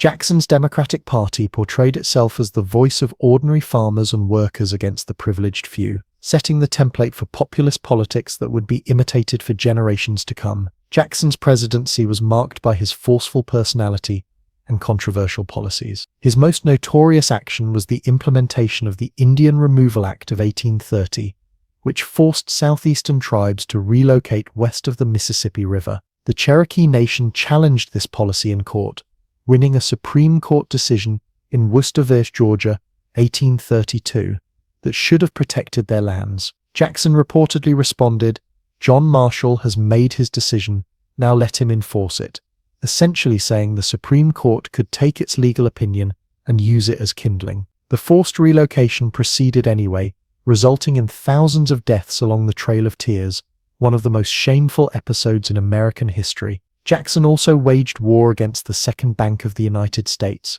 which he viewed as a corrupt monopoly, serving the interests of financial elites at the expense of ordinary citizens. His veto of the bank's recharter and subsequent removal of federal deposits effectively killed the institution, decentralizing American banking for the next 80 years. Whether this helped or harmed the economy remains debated, but it certainly made Jackson the champion of anti-elite sentiment in his era. He was like an early American version of a populist social media influencer, just with more dueling and without the sponsored content. As Jackson's presidency ended, the economy boomed with the transportation revolution. Steamboats transformed river travel, while canals like the Erie Canal connected inland regions to coastal ports. Most dramatically, railroads began spreading across the landscape, shrinking distances and accelerating the pace of commerce. These transportation improvements facilitated Western settlement and economic specialization, with the North developing manufacturing, while the South doubled down on cotton production, enabled by the brutal exploitation of enslaved labor. The market revolution that accompanied these transportation improvements changed American society profoundly. Traditional household production gave way to wage labor and factory work, especially in the North. The Second Great Awakening, a Protestant religious revival, swept through American communities, inspiring not just religious fervor but social reform movements including abolitionism, temperance, women's rights, and educational reform. Americans seemed to believe they could perfect society through moral suasion and collective action, making the 1830s and 1840s a period of impressive optimism about human potential, at least among those privileged enough to focus on such lofty concerns rather than basic survival. American territorial expansion accelerated dramatically in the 1840s. The annexation of Texas in 1845, after its revolution against Mexico and decade as an independent republic, added a massive new slave state to the Union. The Oregon Treaty with Britain in 1846 secured American control of the Pacific Northwest, though at latitude 49 degrees rather than the 54-40 or fight demanded by expansionists. Most significantly, the Mexican-American War of 1846 to 1848 resulted in Mexico ceding California and the Southwest to the United States. In just a few years, the nation had expanded from the Mississippi to the Pacific, fulfilling the vision of manifest destiny, the belief that Americans were divinely ordained to spread across the continent. This rapid territorial expansion reopened the question of slavery in the territories that had been temporarily settled by the Missouri Compromise. The Wilmot Proviso, which would have banned slavery in any territory acquired from Mexico, passed the House but failed in the Senate, revealing the sectional divide that would eventually lead to civil war. As 1848 came to a close, the United States had become a continental power with seemingly limitless potential for growth and development. Yet the contradiction at the heart of American society, a nation founded on freedom that maintained millions in bondage, threatened to tear the Union apart. The compromises that had preserved national unity were becoming increasingly difficult to maintain as the nation expanded and the economic and moral divisions between North and South deepened. By 1848, America had pulled off the ultimate territorial glow-up, expanding from a scrawny coastal nation to a muscular continental power stretching from Atlantic to Pacific. With great land acquisition, however, comes great responsibility, and in this case, an existential national crisis. The question hanging over all this newly acquired real estate was deceptively simple but devastatingly divisive. Would slavery be allowed to spread into these territories? It was like inheriting a mansion, only to discover the family would rather burn it down than decide who gets which rooms. The immediate challenge came with organizing the Mexican Cession, the territories acquired in the Mexican-American War. The discovery of gold in California in 1848 sent thousands of fortune seekers rushing westward, creating an urgent need for organized government in the region. California applied for statehood in 1849 with a constitution prohibiting slavery, threatening to upset the delicate balance of 15 slave states and 15 free states in the Senate. Meanwhile, anti-slavery forces pushed the Wilmot Proviso to ban slavery in all territories acquired from Mexico, while Southerners demanded access to all national territories for their peculiar institution. Enter Henry Clay, the aging great compromiser, with one final attempt to save the nation from itself. The Compromise of 1850, largely engineered by Clay, but pushed through Congress by Stephen Douglas after Clay's efforts stalled, aimed to give something to both sides. California entered as a free state, but the New Mexico and Utah territories would determine slavery by popular sovereignty, basically letting the locals decide what could go wrong. The slave trade was abolished in Washington, D.C., but a stronger fugitive slave law required Northerners to actively assist in capturing escaped enslaved people. It was the political equivalent of solving a family dispute by making everyone equally unhappy. The new fugitive slave law proved particularly divisive. It denied accused fugitives the right to testify on their own behalf, provided financial incentives for commissioners to rule against the accused, and compelled all citizens to assist in capturing suspected fugitives. Northerners who might have been ambivalent about slavery in distant southern states now found themselves legally obligated to participate in the system. Many refused to comply, passing personal liberty laws in northern states and sometimes violently resisting slave catchers, where a community defended fugitives against a Maryland slave owner, and the 1854 Anthony Burns case in Boston, which required hundreds of federal troops to return one man to slavery amid widespread protests, revealed how the law was deepening, rather than healing, sectional divisions. These tensions were dramatically exacerbated by Uncle Tom's Cabin, Harriet Beecher Stowe's 1852 anti-slavery novel that became a cultural phenomenon. The book sold 300,000 copies in its first year and brought the moral horror of slavery into northern living rooms through its emotional portrayal of enslaved families torn apart and subjected to cruelty. Southern writers responded with their own novels depicting slavery as a benevolent institution, but Stowe's work powerfully shaped northern perceptions. When Abraham Lincoln reportedly greeted Stowe with, "So you're the little woman who wrote the book that started this great war," he wasn't entirely exaggerating the novel's impact. Just when it seemed the Compromise of 1850 might hold,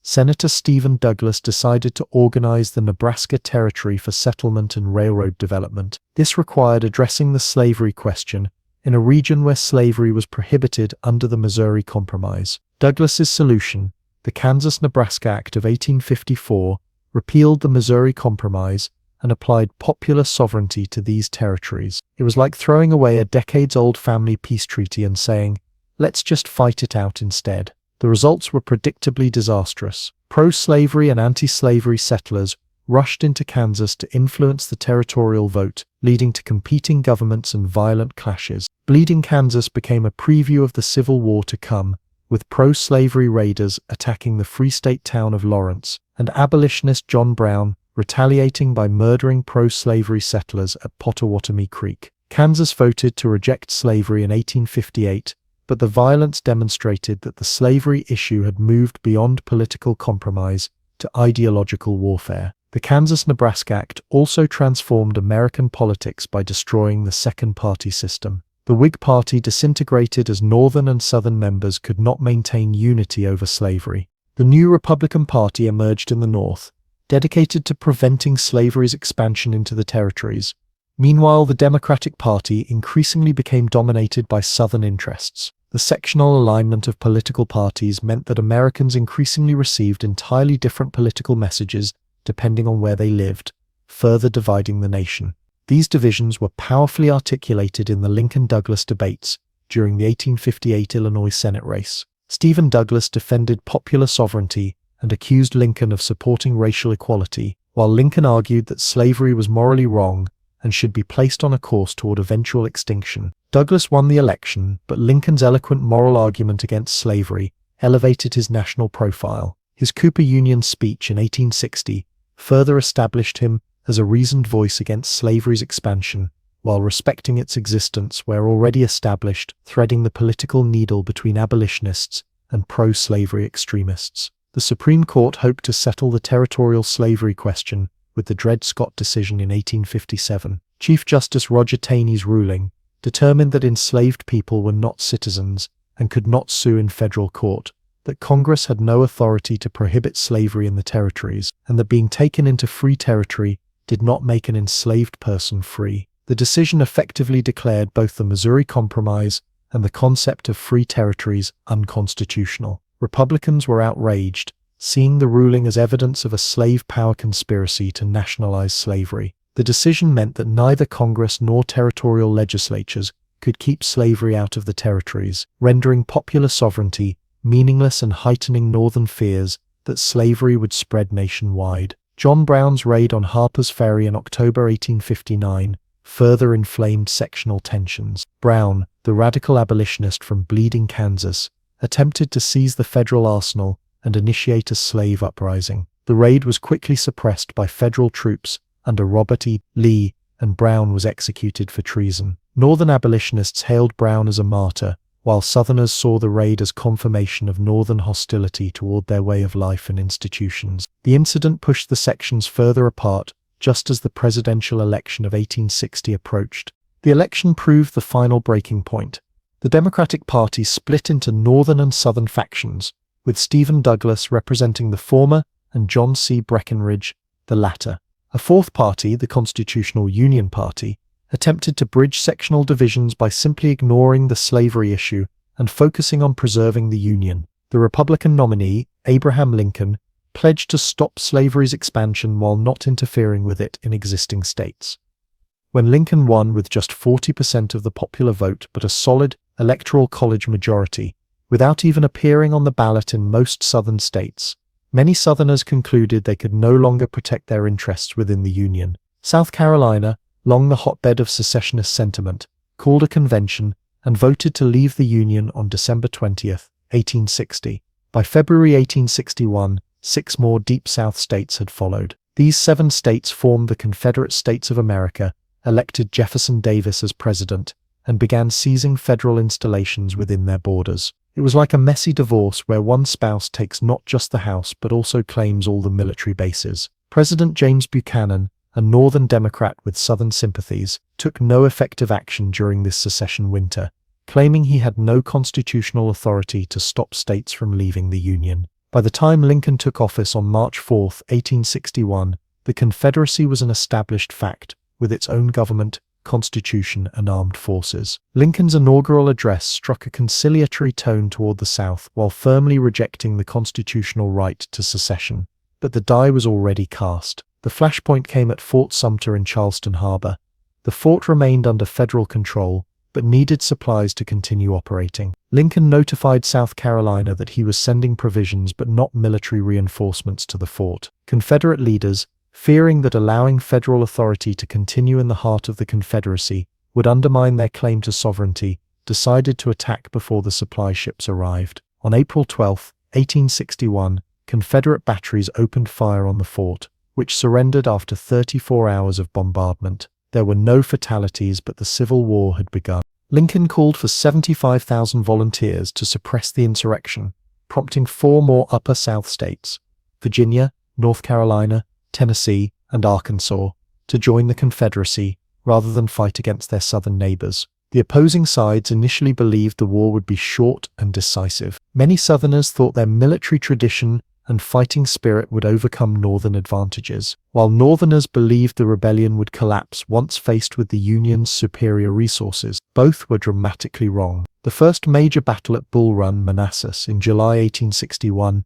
ended with Union forces retreating in disarray back to Washington, demonstrating that the Confederacy was a formidable military opponent. The conflict would ultimately last 4 years and claim over 750,000 lives, more American deaths than all other U.S. wars combined. The Civil War transformed American society as it progressed. Initially defined as a war to preserve the Union, with Lincoln explicitly disavowing any intention to interfere with slavery where it existed. The conflict gradually evolved into a struggle for emancipation. As enslaved people fled to Union lines and deprived the Confederacy of labor, Union commanders began treating them as contraband of war rather than returning them to their enslavers. By 1862, Congress had abolished slavery in the District of Columbia and the Territories and prohibited the military from returning fugitive slaves. The Emancipation Proclamation, issued preliminarily in September 1862 after the Union victory at Antietam, and formally on January 1, 1863, marked the definitive shift in the war's purpose. The proclamation declared enslaved people free in areas still under Confederate control, but not in slave states that remained loyal to the Union. While it immediately freed few people, it transformed Union armies into forces of liberation as they advanced into Confederate territory. It also allowed black men to enlist in the Union military, with nearly 200,000 serving by war's end. The proclamation changed the character of the conflict from a constitutional dispute to a war of liberation, making it impossible to imagine a settlement that restored the antebellum status quo. On the battlefield, the war's early years saw Confederate successes in the Eastern Theater under Robert E. Lee, who repeatedly defeated larger Union forces. The war in the West went better for the Union, with Ulysses S. Grant capturing the strategic forts, Henry and Donelson, and eventually taking control of the Mississippi River with the capture of Vicksburg in July 1863. The tide turned decisively against the Confederacy in the summer of 1863, when Lee's invasion of Pennsylvania was defeated at Gettysburg. At the same time, Vicksburg surrendered, cutting the Confederacy in half. Lincoln brought Grant east in 1864 to command all Union armies. Grant implemented a strategy of continuous pressure against Confederate forces, engaging Lee's Army of Northern Virginia in a series of bloody battles, while Sherman's forces in Georgia captured Atlanta and then conducted the March to the Sea, deliberately destroying civilian infrastructure to break Southern morale and capacity to resist. By April 1865, Richmond had fallen, and Lee surrendered to Grant at Appomattox Courthouse, effectively ending major combat operations. The war had cost over 750,000 lives and left much of the South in ruins. The joy of Union victory was shattered on April 14, 1865, when John Wilkes Booth, a Confederate sympathizer, assassinated Lincoln at Ford's Theater. The president who had guided the nation through its greatest crisis and had begun planning for a generous reconciliation died the next morning. Andrew Johnson, Lincoln's successor, would face the enormous challenges of Reconstruction without Lincoln's political skill or moral authority. The nation had preserved its union and ended slavery, but the work of securing equality for the formerly enslaved and rebuilding the devastated South remained unfinished, as did the deeper task of healing the wounds of 4 years of bitter civil war. As the smoke cleared from America's bloodiest conflict, the nation faced a challenge, arguably more complex than the war itself: how to rebuild a shattered country and integrate 4 million formerly enslaved people into the fabric of American society. Abraham Lincoln's vision for Reconstruction involved relatively lenient terms for former Confederate states to rejoin the Union, coupled with some civil rights for freed people. His assassination derailed this moderate approach and launched the country into a period of contentious rebuilding that was equal parts inspiring progress and tragic failure. With Lincoln's body barely cold, his successor Andrew Johnson took office, looking like he might be an even more radical champion of black rights and harsh punisher of Confederate leadership. A Southern Unionist from Tennessee who had remained loyal during the war, Johnson initially talked tough about treason and breaking the power of the Southern planter aristocracy he personally despised. But plot twist, Johnson turned out to be deeply racist and rapidly revealed himself as more interested in restoring white Southern governments than protecting black civil rights. Under Johnson's presidential Reconstruction plan, former Confederate states could rejoin the Union after ratifying the 13th Amendment, which abolished slavery, repudiating Confederate war debts, and declaring secession illegal. These were basically the minimum requirements, like showing up to class just enough times not to automatically fail. Southern states enthusiastically seized this opportunity, establishing governments dominated by ex-Confederates who promptly passed black codes, laws designed to control black labor and restrict freed people's rights. These codes varied by state but typically prohibited black people from voting, serving on juries, or testifying against whites. They also included vagrancy laws, allowing authorities to arrest unemployed black people and hire them out to white landowners, essentially recreating slavery under a different name. It was like cancelling your gym membership, only to find they've automatically enrolled you in their special alternative fitness program with the exact same terms. Congressional Republicans watched this development with growing alarm. Led by radical Republicans like Thaddeus Stevens and Charles Sumner, Congress refused to seat representatives from Johnson's reconstructed states and established the Joint Committee on Reconstruction to investigate conditions in the South.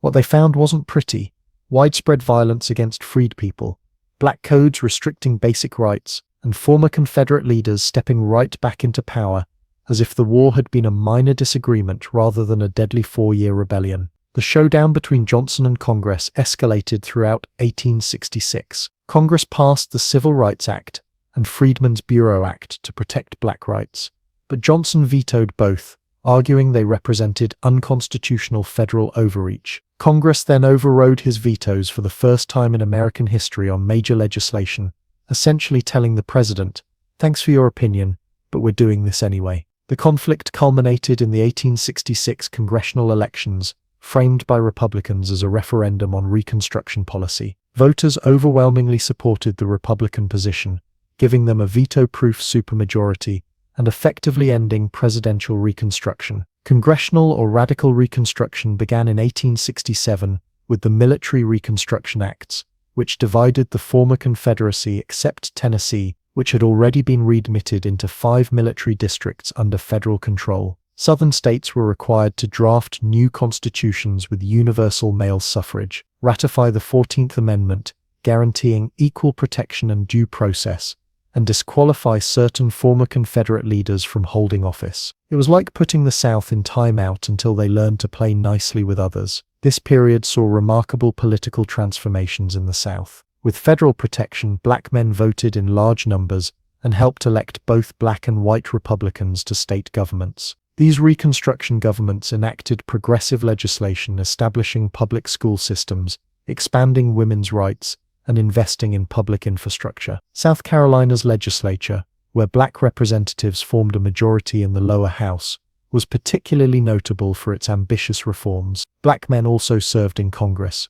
with Hiram Rivals and Blanche K. Bruce representing Mississippi in the Senate, and over a dozen black representatives serving in the House.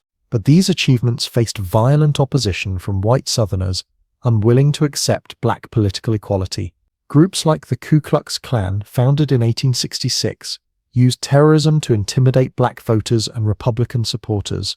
Klan night raids, beatings, and lynchings became common tactics to undermine Reconstruction governments. Congress responded with the Enforcement Acts of 1870-71, authorizing federal prosecution of those who interfered with voting rights. President Grant used these powers to crush the first incarnation of the Klan, deploying federal troops and suspending habeas corpus in some counties. It was one of the most effective federal actions against domestic terrorism in American history, though its effects would prove temporary. The battle over Reconstruction reached a dramatic climax with the impeachment of President Johnson in 1868. After Johnson violated the Tenure of Office Act by removing Secretary of War Edwin Stanton, the House impeached him, and the Senate came within a single vote of removing him from office. Johnson survived but was politically neutered, and Republicans nominated Civil War hero Ulysses S. Grant for president. Grant's election seemed to secure the future of Reconstruction, but his administration became mired in corruption scandals that undermined support for Republican policies. Meanwhile, the Constitution gained 3 critical amendments. The 13th, 1865, abolished slavery.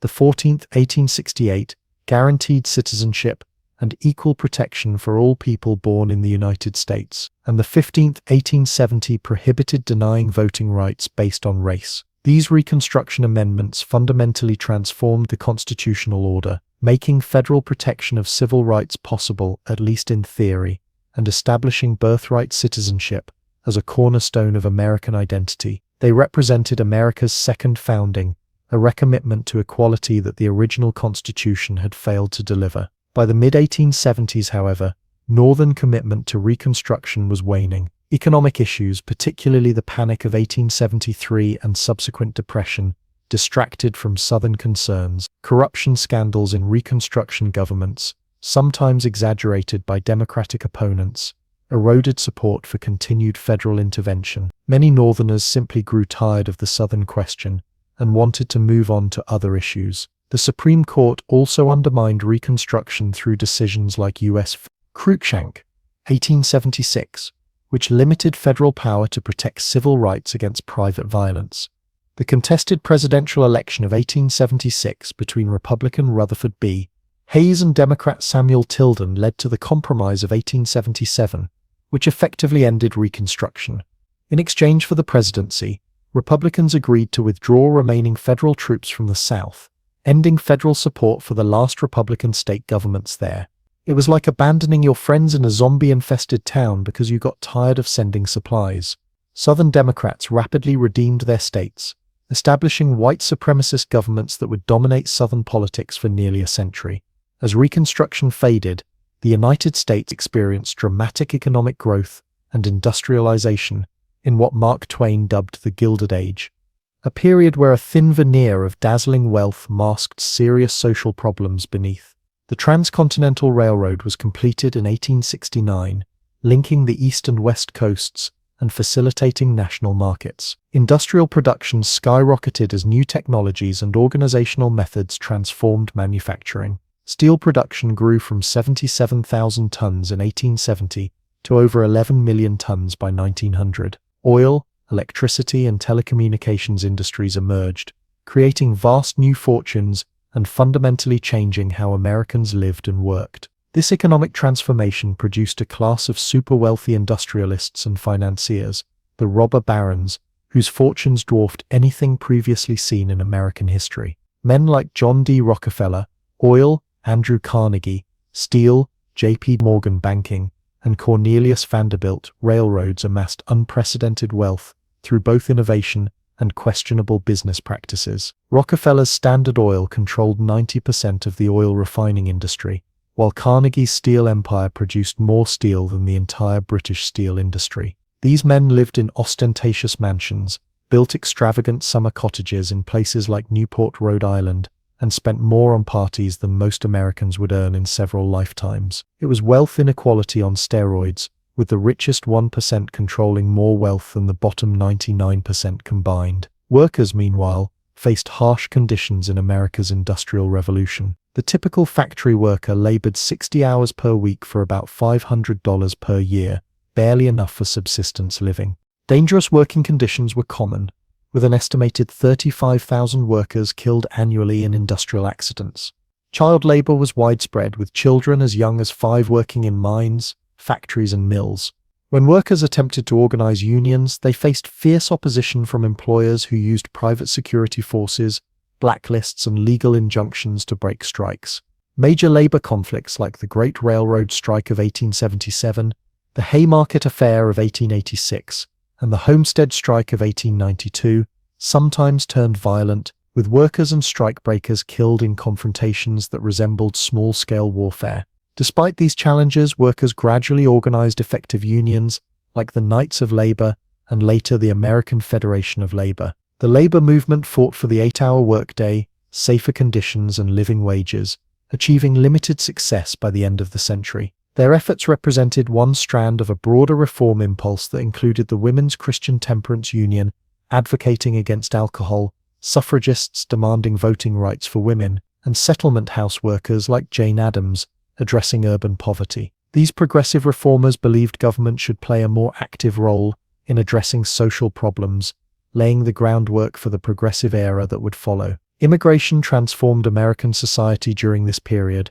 with nearly 25 million immigrants arriving between 1865 and 1900. Earlier waves had come primarily from Northern and Western Europe, but by the 1880s, the sources shifted to Southern and Eastern Europe. Italians, Poles, Russians, Greeks, and Jews arrived in large numbers, many fleeing poverty and persecution. They settled primarily in industrial cities, creating vibrant ethnic neighborhoods but also facing discrimination and pressure to assimilate. Chinese immigrants who had come to work on railroads and in mines faced particularly severe prejudice, culminating in the Chinese Exclusion Act of 1882, the first major federal law restricting immigration based on nationality. As immigration and industrialization transformed eastern cities, the American West experienced its own dramatic changes. The completion of the Transcontinental Railroad accelerated white settlement of western territories. The government encouraged this expansion through policies like the Homestead Act of 1862, which offered 160 acres of land to settlers who would farm it for 5 years.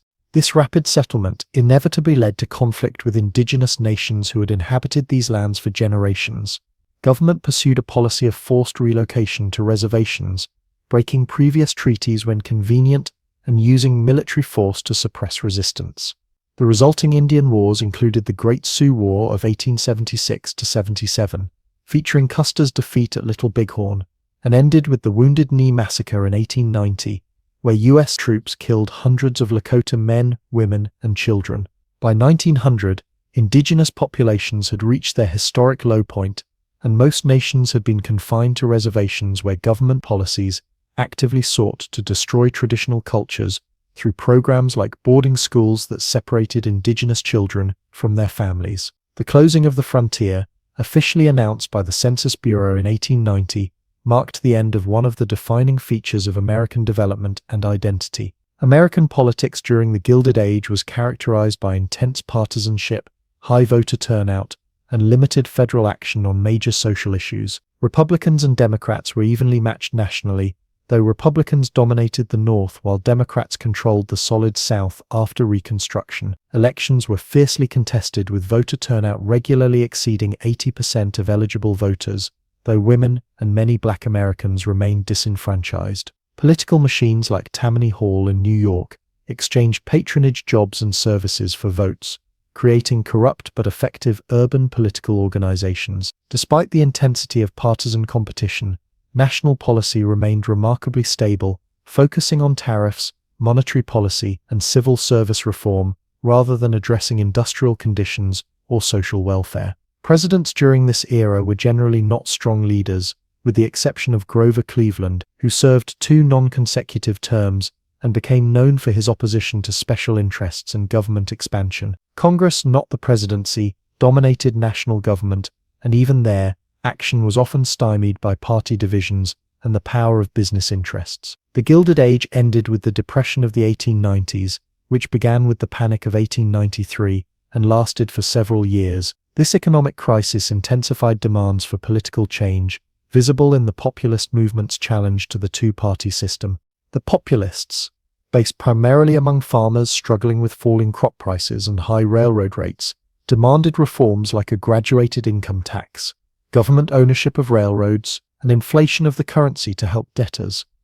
While the populists ultimately failed as a third party, many of their ideas would be adopted by mainstream parties in the coming progressive era. By 1900, the United States had transformed from a war-torn, predominantly agricultural society into an industrial and financial powerhouse poised to become a global force. The promises of Reconstruction had been tragically abandoned, with Jim Crow segregation taking hold across the South. Industrialization had created unprecedented wealth alongside deep poverty and labor exploitation. Massive immigration had diversified the population, while indigenous communities had been decimated and marginalized. The contradictions and tensions of this transformative period would shape American society for decades to come, as the nation entered a new century in an emerging role as a world power.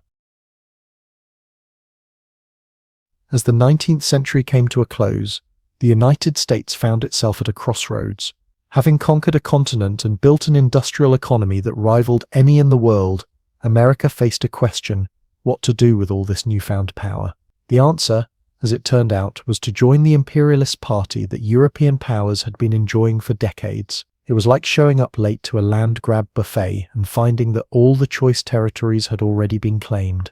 But America was determined to pile its plate high anyway. The Spanish-American War of 1898 marked America's debut as a global military power. The conflict began over Cuba, where a revolution against Spanish colonial rule had been raging. American newspapers, particularly those owned by rivals William Randolph Hearst and Joseph Pulitzer, published sensationalized stories about Spanish atrocities, whipping up public outrage. When the USS Maine mysteriously exploded in Havana Harbor, killing 266 American sailors, newspapers immediately blamed Spain with headlines like "Remember the Maine, to hell with Spain." Never mind that Spain had no logical reason to provoke the United States. A war-hungry public needed a villain. Congress declared war in April 1898, and what followed was less a war and more of a global spanking administered to Spain's decrepit empire. The conflict lasted just 10 weeks, with American forces securing quick victories in both the Caribbean and Pacific. Theodore Roosevelt, who had resigned as Assistant Secretary of the Navy to form the Rough Riders Volunteer Cavalry Unit, became a national hero for his charge up San Juan Hill in Cuba, although it was actually Kettle Hill, and the black cavalry units who supported the attack received far less credit. In the Philippines, Commodore George Dewey destroyed the Spanish fleet in Manila Bay without losing a single American sailor, announcing to his captain, "You may fire when ready." Gridley, with all the nonchalance of someone ordering lunch. When the smoke cleared, the United States had acquired a colonial empire including Puerto Rico, Guam, and the Philippines, with Cuba becoming a protectorate under the Platt Amendment, which gave America the right to intervene in Cuban affairs basically whenever it felt like it. Spain, which had once controlled most of the Americas, was reduced to a second-rate power, while the United States joined the ranks of global imperial powers. It was quite the coming-out party for a nation that had once prided itself on anti-colonial values. The Philippines proved particularly problematic for American claims of benevolent intentions. Filipinos had been fighting for independence from Spain and expected freedom after the Spanish defeat. Instead, the McKinley administration decided to keep the islands, with the president claiming he had received divine guidance to educate the Filipinos and uplift and civilize and Christianize them. Apparently, McKinley missed the memo that most Filipinos were already Catholic after 300 years of Spanish rule. The result was the Philippine-American War 1899–1902, a brutal conflict that saw American forces use concentration camps, torture, and other harsh tactics to suppress Filipino resistance, resulting in hundreds of thousands of Filipino deaths. It was an ugly start to America's career as a colonial power and revealed the gap between high-minded rhetoric about freedom and the reality of imperial control. President Theodore Roosevelt, who took office after McKinley's assassination in 1901, embraced America's new global role with characteristic enthusiasm. Roosevelt's foreign policy approach was summed up in his famous quote, "Speak softly and carry a big stick." The big stick was the growing American military, particularly the Navy, which Roosevelt expanded to become the world's second largest. The speaking softly part was often overlooked, as Roosevelt had a tendency to speak rather loudly about American interests. Roosevelt's most significant foreign policy achievement was the Panama Canal. When Colombia, which controlled Panama, rejected American terms for canal rights, Roosevelt supported Panamanian revolutionaries, sent warships to prevent Colombian intervention, and quickly recognized Panama's independence. The new nation promptly granted the United States a permanent lease on the canal zone. Roosevelt later boasted, "I took the canal zone," displaying the swagger that characterized American foreign policy in this era. The canal, completed in 1914, dramatically strengthened American naval power by allowing rapid movement between the Atlantic and Pacific Oceans. Roosevelt also issued his Roosevelt Corollary to the Monroe Doctrine, asserting America's right to intervene in Latin American nations to prevent European interference. This policy led to numerous U.S. military interventions in countries like the Dominican Republic, Haiti, and Nicaragua, establishing a pattern of American dominance in the hemisphere that would last for decades. It was like appointing yourself hall monitor without anyone asking, and then forcing all the other kids to follow your rules. At home, Roosevelt became known as a trust buster for his efforts to break up monopolistic corporations like J.P. Morgan's Northern Securities Company and John D. Rockefeller's Standard Oil. However, Roosevelt distinguished between good trusts and bad trusts, focusing on companies he believed were harming the public interest rather than opposing big business on principle. His successor, William Howard Taft, actually filed more antitrust suits, but without Roosevelt's flair for publicity. Roosevelt also championed conservation, establishing national parks, forests, and wildlife refuges,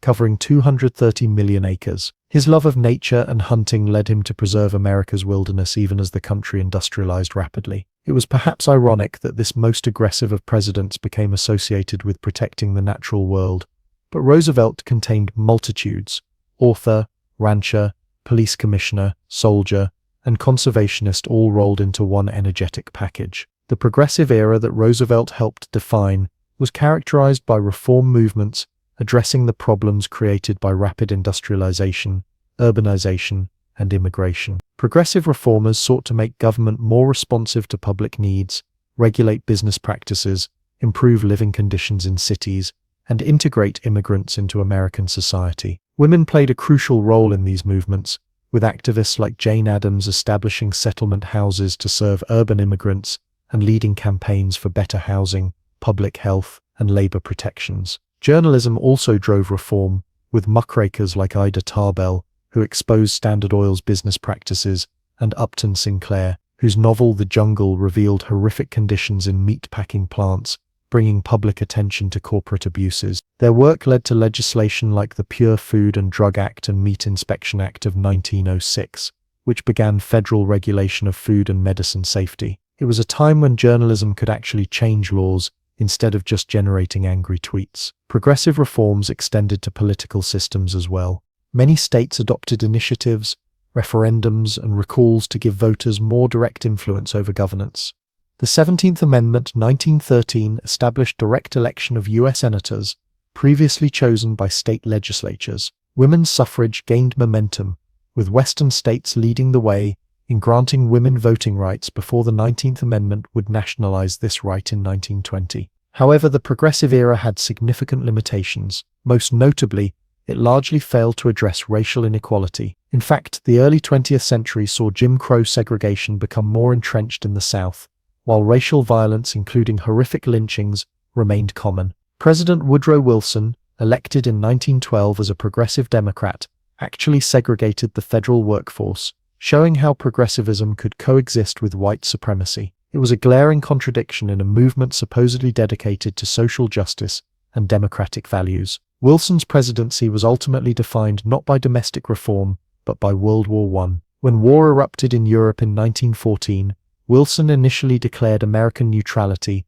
winning re-election in 1916 with the slogan, "He kept us out of war." That campaign promise had a remarkably short shelf life. German submarine attacks on neutral shipping, including American vessels, along with the intercepted Zimmermann telegram suggesting a German alliance with Mexico against the United States, pushed Wilson to request a declaration of war in April 1917. America's entry proved decisive, with fresh American troops tipping the balance against exhausted German forces on the Western Front. Wilson articulated idealistic war aims in his 14 points, which called for open diplomacy, freedom of the seas, free trade, disarmament, and most famously, a League of Nations to prevent future conflicts. It was a vision of a world governed by law rather than force, reflecting American progressive ideals extended to international relations. The war transformed American society, accelerating social and economic trends. Women entered the workforce in unprecedented numbers, strengthening arguments for suffrage. African Americans migrated north to fill industrial jobs,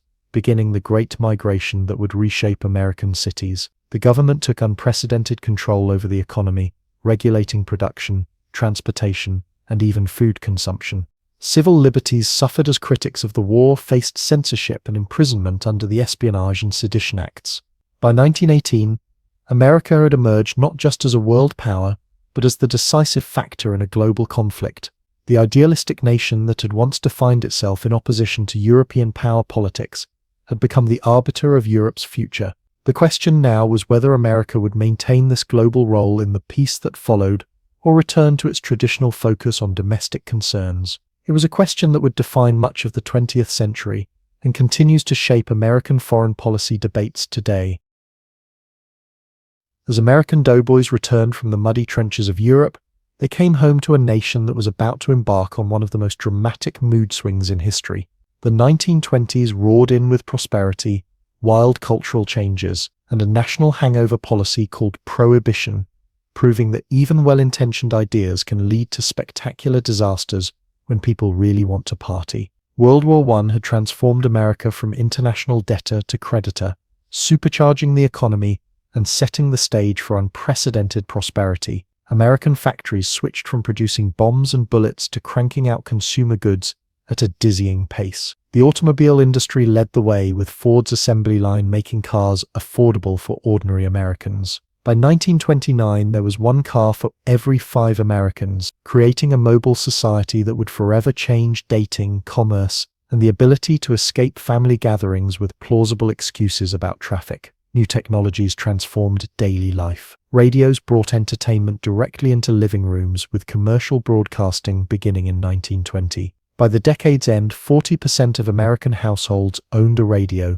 creating the first truly national mass medium. Refrigerators, washing machines, and vacuum cleaners reduced household drudgery, while telephones connected Americans across distances. Movies became a national obsession, with glamorous stars like Clara Bow and Rudolph Valentino creating the modern celebrity culture. It was consumerism on steroids, with Americans purchasing not just products but lifestyles and identities through their buying choices. These technological changes coincided with dramatic cultural shifts. The new woman of the 1920s, symbolized by the flapper, rejected Victorian restraints on female behavior. With bobbed hair, shortened skirts, and public smoking and drinking, these women embraced a new sexual freedom that scandalized older generations. They had gained political voice through the 19th Amendment 1920, which finally granted women the right to vote nationwide after decades of suffragist activism. It was like America's daughters collectively decided to stop asking permission and start making their own rules. African American culture flourished during the Harlem Renaissance, as writers like Langston Hughes and Zora Neale Hurston,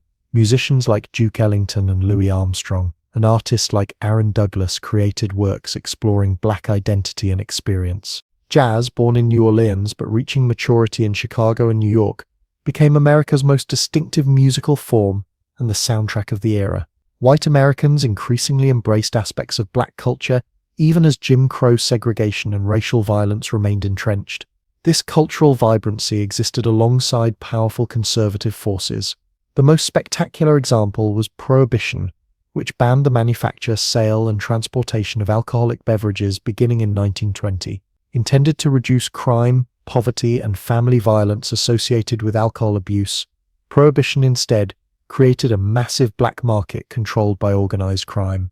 The speakeasies, illegal bars, proliferated, with an estimated 32,000 in New York City alone. Gangsters like Al Capone built criminal empires and engaged in bloody turf wars, while ordinary Americans flouted the law with remarkable enthusiasm. It was the ultimate hold my beer moment in government overreach. Immigration restrictions represented another conservative reaction to social change. The Immigration Act of 1924 established strict quotas designed to favor Northern Europeans and exclude Asians and Southern and Eastern Europeans. This legislation reflected growing nativism and fear of racial pollution, ideas popularized by the eugenics movement. The revived Ku Klux Klan, which reached a membership of several million in the mid-1920s, targeted not just Black Americans but also Catholics, Jews, and immigrants. The Scopes monkey trial of 1925, where teacher John Scopes was prosecuted for teaching evolution, symbolized the growing tension between traditional religious values and modernism. Despite these cultural conflicts, the business of America in the 1920s was, as President Calvin Coolidge observed, business. Republican administrations pursued pro-business policies, cutting taxes and regulations, while appointing industry leaders to government positions. The economy boomed, with the stock market more than quadrupling between 1921 and 1929. Americans increasingly purchased goods on credit and invested in stocks, often buying on margin with borrowed money. It seemed like a never-ending party, with everyone getting rich on paper and living beyond their means. Beneath this prosperity, however, lurked serious structural problems. Wealth inequality reached extreme levels, with the top 1% of Americans controlling about a third of all wealth. Farmers never shared in the decade's prosperity, struggling with low crop prices and high debt. Key industries like textiles, coal mining, and railroads faced declining profits. Most ominously, the stock market's explosive growth increasingly detached from economic fundamentals, creating a speculative bubble fueled by easy credit and irrational exuberance. It was like watching someone build a magnificent house on a foundation of jello. The bubble burst on October 29, 1929, Black Tuesday, when the stock market crashed, losing 25% of its value in just 2 days. The initial crash might have been a temporary setback, but it triggered a cascade of economic failures. Banks that had invested in stocks or made loans for stock purchases failed, wiping out the savings of millions of depositors in the days before federal deposit insurance. With credit suddenly scarce, businesses cut production and laid off workers. Reduced consumer spending further depressed business activity, creating a vicious cycle of economic contraction. It was economic dominoes falling, with each collapse triggering the next. By 1932, the Great Depression had reached catastrophic proportions. Industrial production had fallen by more than half. 1/4 of the workforce, about 15 million Americans, was unemployed. Those who kept their jobs often faced severe wage cuts. Banks continued to fail, with 5,000 closing in 1932 alone. Farmers faced foreclosure as crop prices plunged, with wheat falling from $1.45 per bushel in 1929 to just 49 cents by 1932. Homeless encampments dubbed Hoovervilles, named with bitter irony after President Herbert Hoover, sprang up across the country. Breadlines and soup kitchens became fixtures in American cities. The nation's confidence, like its economy, had collapsed. Hoover, a successful businessman and engineer who had coordinated humanitarian relief in Europe after World War I, seemed uniquely qualified to handle an economic crisis. Yet his response proved inadequate to the Depression's scale. Believing in voluntary cooperation rather than government intervention, Hoover urged businesses not to cut wages and established agencies to coordinate economic activity, but resisted direct federal relief for the unemployed. The Reconstruction Finance Corporation, established in 1932, provided loans to banks and businesses but did little for ordinary citizens. Hoover feared creating dependency on government and undermining American self-reliance, values that seemed increasingly abstract to hungry, desperate people. The 1932 election brought Franklin D. Roosevelt to the presidency with a mandate for bold action. FDR projected optimism and energy, declaring in his inaugural address that the only thing we have to fear is fear itself. His first 100 days saw a whirlwind of legislation that fundamentally transformed the relationship between Americans and their government. The banking holiday temporarily closed all banks for inspection, restoring public confidence in the financial system. The Federal Deposit Insurance Corporation protected bank deposits, while the Securities and Exchange Commission regulated the stock market to prevent future speculation-driven crashes. Relief programs like the Civilian Conservation Corps and Civil Works Administration provided jobs for the unemployed, while the Federal Emergency Relief Administration offered direct assistance to the neediest. The Agricultural Adjustment Administration addressed farm problems by paying farmers to reduce production, raising crop prices. The National Recovery Administration established codes for fair competition in industry, setting minimum wages and maximum hours. Not all these programs succeeded. The Supreme Court struck down some as unconstitutional, but they represented an unprecedented peacetime expansion of federal government activity in the economy. These initiatives, collectively known as the First New Deal 1933-35, were followed by the more radical Second New Deal 1935-38. The Works Progress Administration employed millions on public works projects, building schools, hospitals, airports, and roads while also supporting artists, writers, and performers. The National Labor Relations Act guaranteed workers' right to unionize and bargain collectively, leading to dramatic growth in union membership. Most significantly, the Social Security Act established a permanent system of old age pensions, unemployment insurance, and aid to dependent children and the disabled, creating America's first national social safety net. The New Deal transformed American politics, creating a new democratic coalition that included urban workers, immigrants, black voters who began shifting from the party of Lincoln to the party of Roosevelt, intellectuals, and the South. This coalition would dominate American politics for decades. The Roosevelt administration included the first female cabinet member, Frances Perkins, Secretary of Labor, and an unprecedented number of Jewish appointees, reflecting this new political alignment. Despite these revolutionary changes, the New Deal never fully ended the Depression.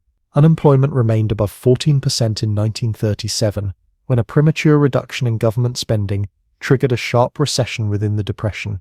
Only World War II would finally restore full employment, as military mobilization created an economic boom that ended the Depression era. By 1941, as America edged toward entry into the global conflict, the economic crisis had passed, but its effects on American society, government, and psychology would endure. The Great Depression transformed Americans' expectations of government, which now assumed responsibility for maintaining economic stability and providing a basic level of security for citizens. It altered financial systems, labor relations, and farming practices. It left physical legacies in the form of dams, bridges, schools, and artworks created by New Deal programs. Perhaps most significantly, it shaped a generation's worldview, teaching hard lessons about economic vulnerability and interdependence that would influence American politics and culture for decades to come.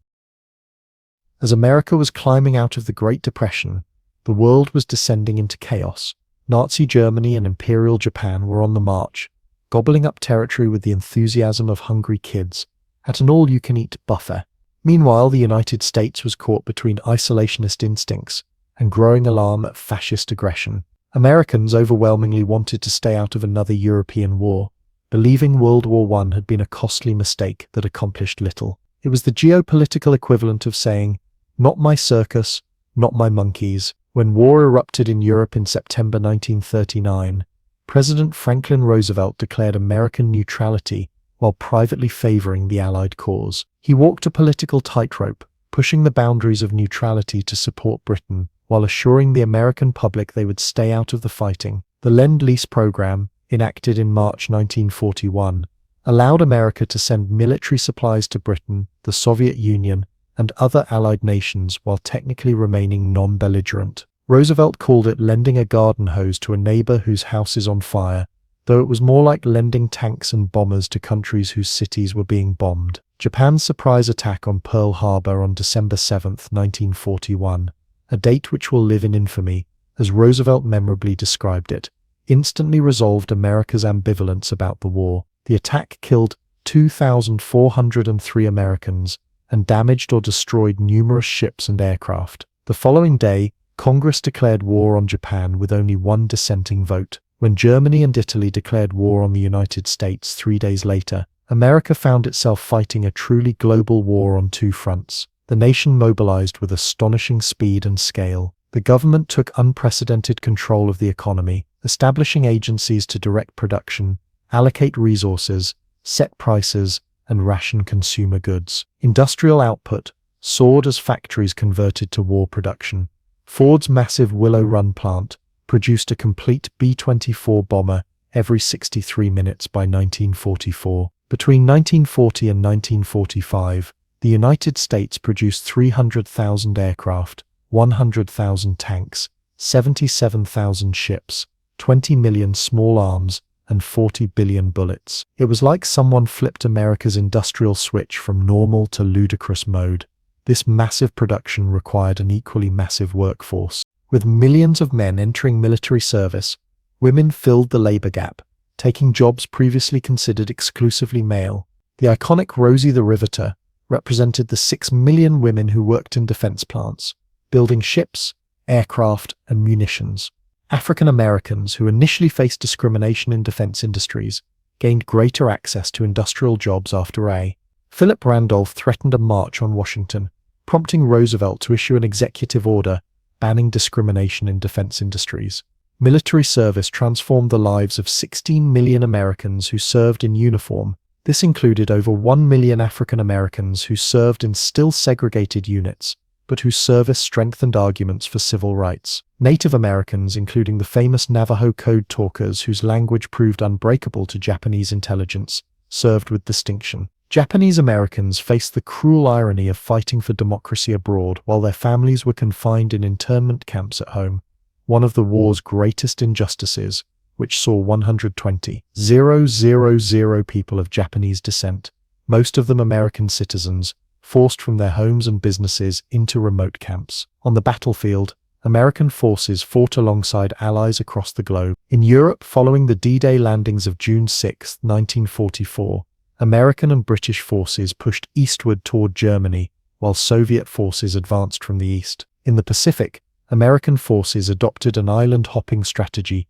bypassing heavily fortified Japanese positions to seize strategically important islands as stepping stones toward Japan. The fighting was brutal, with battles like Iwo Jima and Okinawa revealing the fanatical resistance American forces would likely face in an invasion of Japan's home islands. This grim prospect influenced President Harry Truman's decision to use atomic bombs against Hiroshima and Nagasaki in August 1945, after Japan rejected surrender terms. The bombs killed over 200,000 people, mostly civilians, and remain history's most controversial military action. Japan surrendered days after the second bombing, ending World War II 6 years after it began. The United States had emerged not just victorious, but as the world's dominant military and economic power. The nation that had tried so hard to stay out of the war had been transformed by it, setting the stage for its role as global superpower in the decades to come.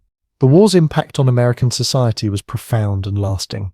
It ended the Great Depression, with unemployment dropping from 14% in 1940 to less than 2% by 1943. It accelerated social changes, with women and minorities gaining new economic opportunities that would be difficult to completely reverse after the war. It dramatically expanded federal government power and spending, establishing a pattern of federal management of the economy that would continue in peacetime. The GI Bill, providing education and housing benefits to returning veterans, would help create the post-war middle-class boom. Perhaps most significantly, World War II transformed America's global role. Isolationism, which had dominated foreign policy thinking after World War I, was thoroughly discredited. The United States emerged from the war committed to international engagement and leadership, determined to build a new world order that would prevent another such conflict. This new American internationalism would define the post-war era, as the nation prepared to confront a new threat in the form of Soviet communism and the Cold War that was already taking shape as the guns of World War II fell silent. The dust had barely settled on World War II when America found itself locked in another global conflict, this time without the courtesy of an actual declaration of war, which would dominate the second half of the 20th century, was less a traditional military confrontation and more a decades-long international staring contest, with occasional proxy wars and enough nuclear weapons to destroy civilization several times over. It was high-stakes geopolitical chess, where flipping the board meant potential extinction. The roots of the Cold War lay in the fundamentally different visions for the post-war world held by the United States and Soviet Union. America wanted a world of capitalist democracies open to American trade and influence. The Soviet Union, having suffered catastrophic losses during the war, sought to create a buffer zone of communist satellite states in Eastern Europe to protect against future invasion. These competing visions collided in the power vacuum left by defeated Germany and Japan. As Winston Churchill dramatically described it in 1946, an iron curtain had descended across Europe, dividing the continent between Western democracy and Soviet communism. President Harry Truman responded to Soviet expansion with the Truman Doctrine in 1947, pledging American support to nations resisting communist pressure. This commitment was first applied to Greece and Turkey, where communists threatened to take power. The Marshall Plan followed, providing massive economic aid to rebuild Western Europe, both humanitarian gesture and strategic investment to create strong capitalist allies. The Soviets viewed these initiatives as American imperialism disguised as generosity, the geopolitical equivalent of giving your neighbors expensive gifts, while simultaneously installing security cameras pointed at their house. The Cold War turned hot in Asia when North Korean forces invaded South Korea in June 1950. Truman, interpreting this as Soviet-directed aggression, committed American forces under United Nations authorization. General Douglas MacArthur, the flamboyant World War II hero, initially drove North Korean forces back, but then faced a massive Chinese intervention when he approached the Chinese border. The ensuing stalemate resulted in an armistice in 1953 that left Korea divided at roughly the same line where the conflict began, with over 36,000 Americans killed for essentially no territorial change. It was like an extremely deadly and expensive exercise in geopolitical musical chairs where everyone ended up in the same seats they started in. At home, fear of communism sparked a second Red Scare. Senator Joseph McCarthy claimed to have lists of communists who had infiltrated the government, triggering witch hunts that ruined careers and lives based on flimsy or fabricated evidence. The House Un-American Activities Committee investigated suspected communists in entertainment, education, and government. Hollywood established blacklists of writers, directors, and actors suspected of communist sympathies. Even children's comic books faced scrutiny for potentially subversive content. It was paranoia as national policy, where having attended the wrong party in college could end your career a decade later. The nuclear arms race added apocalyptic stakes to the Cold War. After the Soviets tested their first atomic bomb in 1949, both superpowers developed increasingly powerful weapons. The hydrogen bomb, tested by the United States in 1952 and the Soviet Union in 1953, was thousands of times more powerful than the bombs dropped on Japan. Delivery systems evolved from bombers to intercontinental ballistic missiles that could reach enemy territory in 30 minutes. By the 1960s, both nations had acquired enough nuclear weapons to destroy each other many times over, a condition known as mutual assured destruction, MAD, perhaps history's most appropriately named acronym. This nuclear standoff reached its most dangerous point during the Cuban Missile Crisis of October 1962, when American reconnaissance discovered Soviet nuclear missiles being installed in Cuba, just 90 miles from Florida. President John F. Kennedy imposed a naval blockade and demanded their removal. For 13 days, the world teetered on the brink of nuclear war as Kennedy and Soviet Premier Nikita Khrushchev engaged in high-stakes diplomacy. The crisis ended when Khrushchev agreed to remove the missiles in exchange for an American pledge not to invade Cuba and a secret promise to remove U.S. missiles from Turkey. It was diplomatic chicken with civilization as the wager, and thankfully both sides swerved before collision. The Cold War extended beyond Europe and North America to the developing world, where newly independent nations became battlegrounds for superpower influence. The United States often supported authoritarian regimes that opposed communism, prioritizing strategic interests over democratic values. The CIA helped overthrow democratically elected Prime Minister Mohammad Mossadegh in 1953 after he nationalized British oil interests, installing the pro-Western Shah, whose autocratic rule eventually triggered the 1979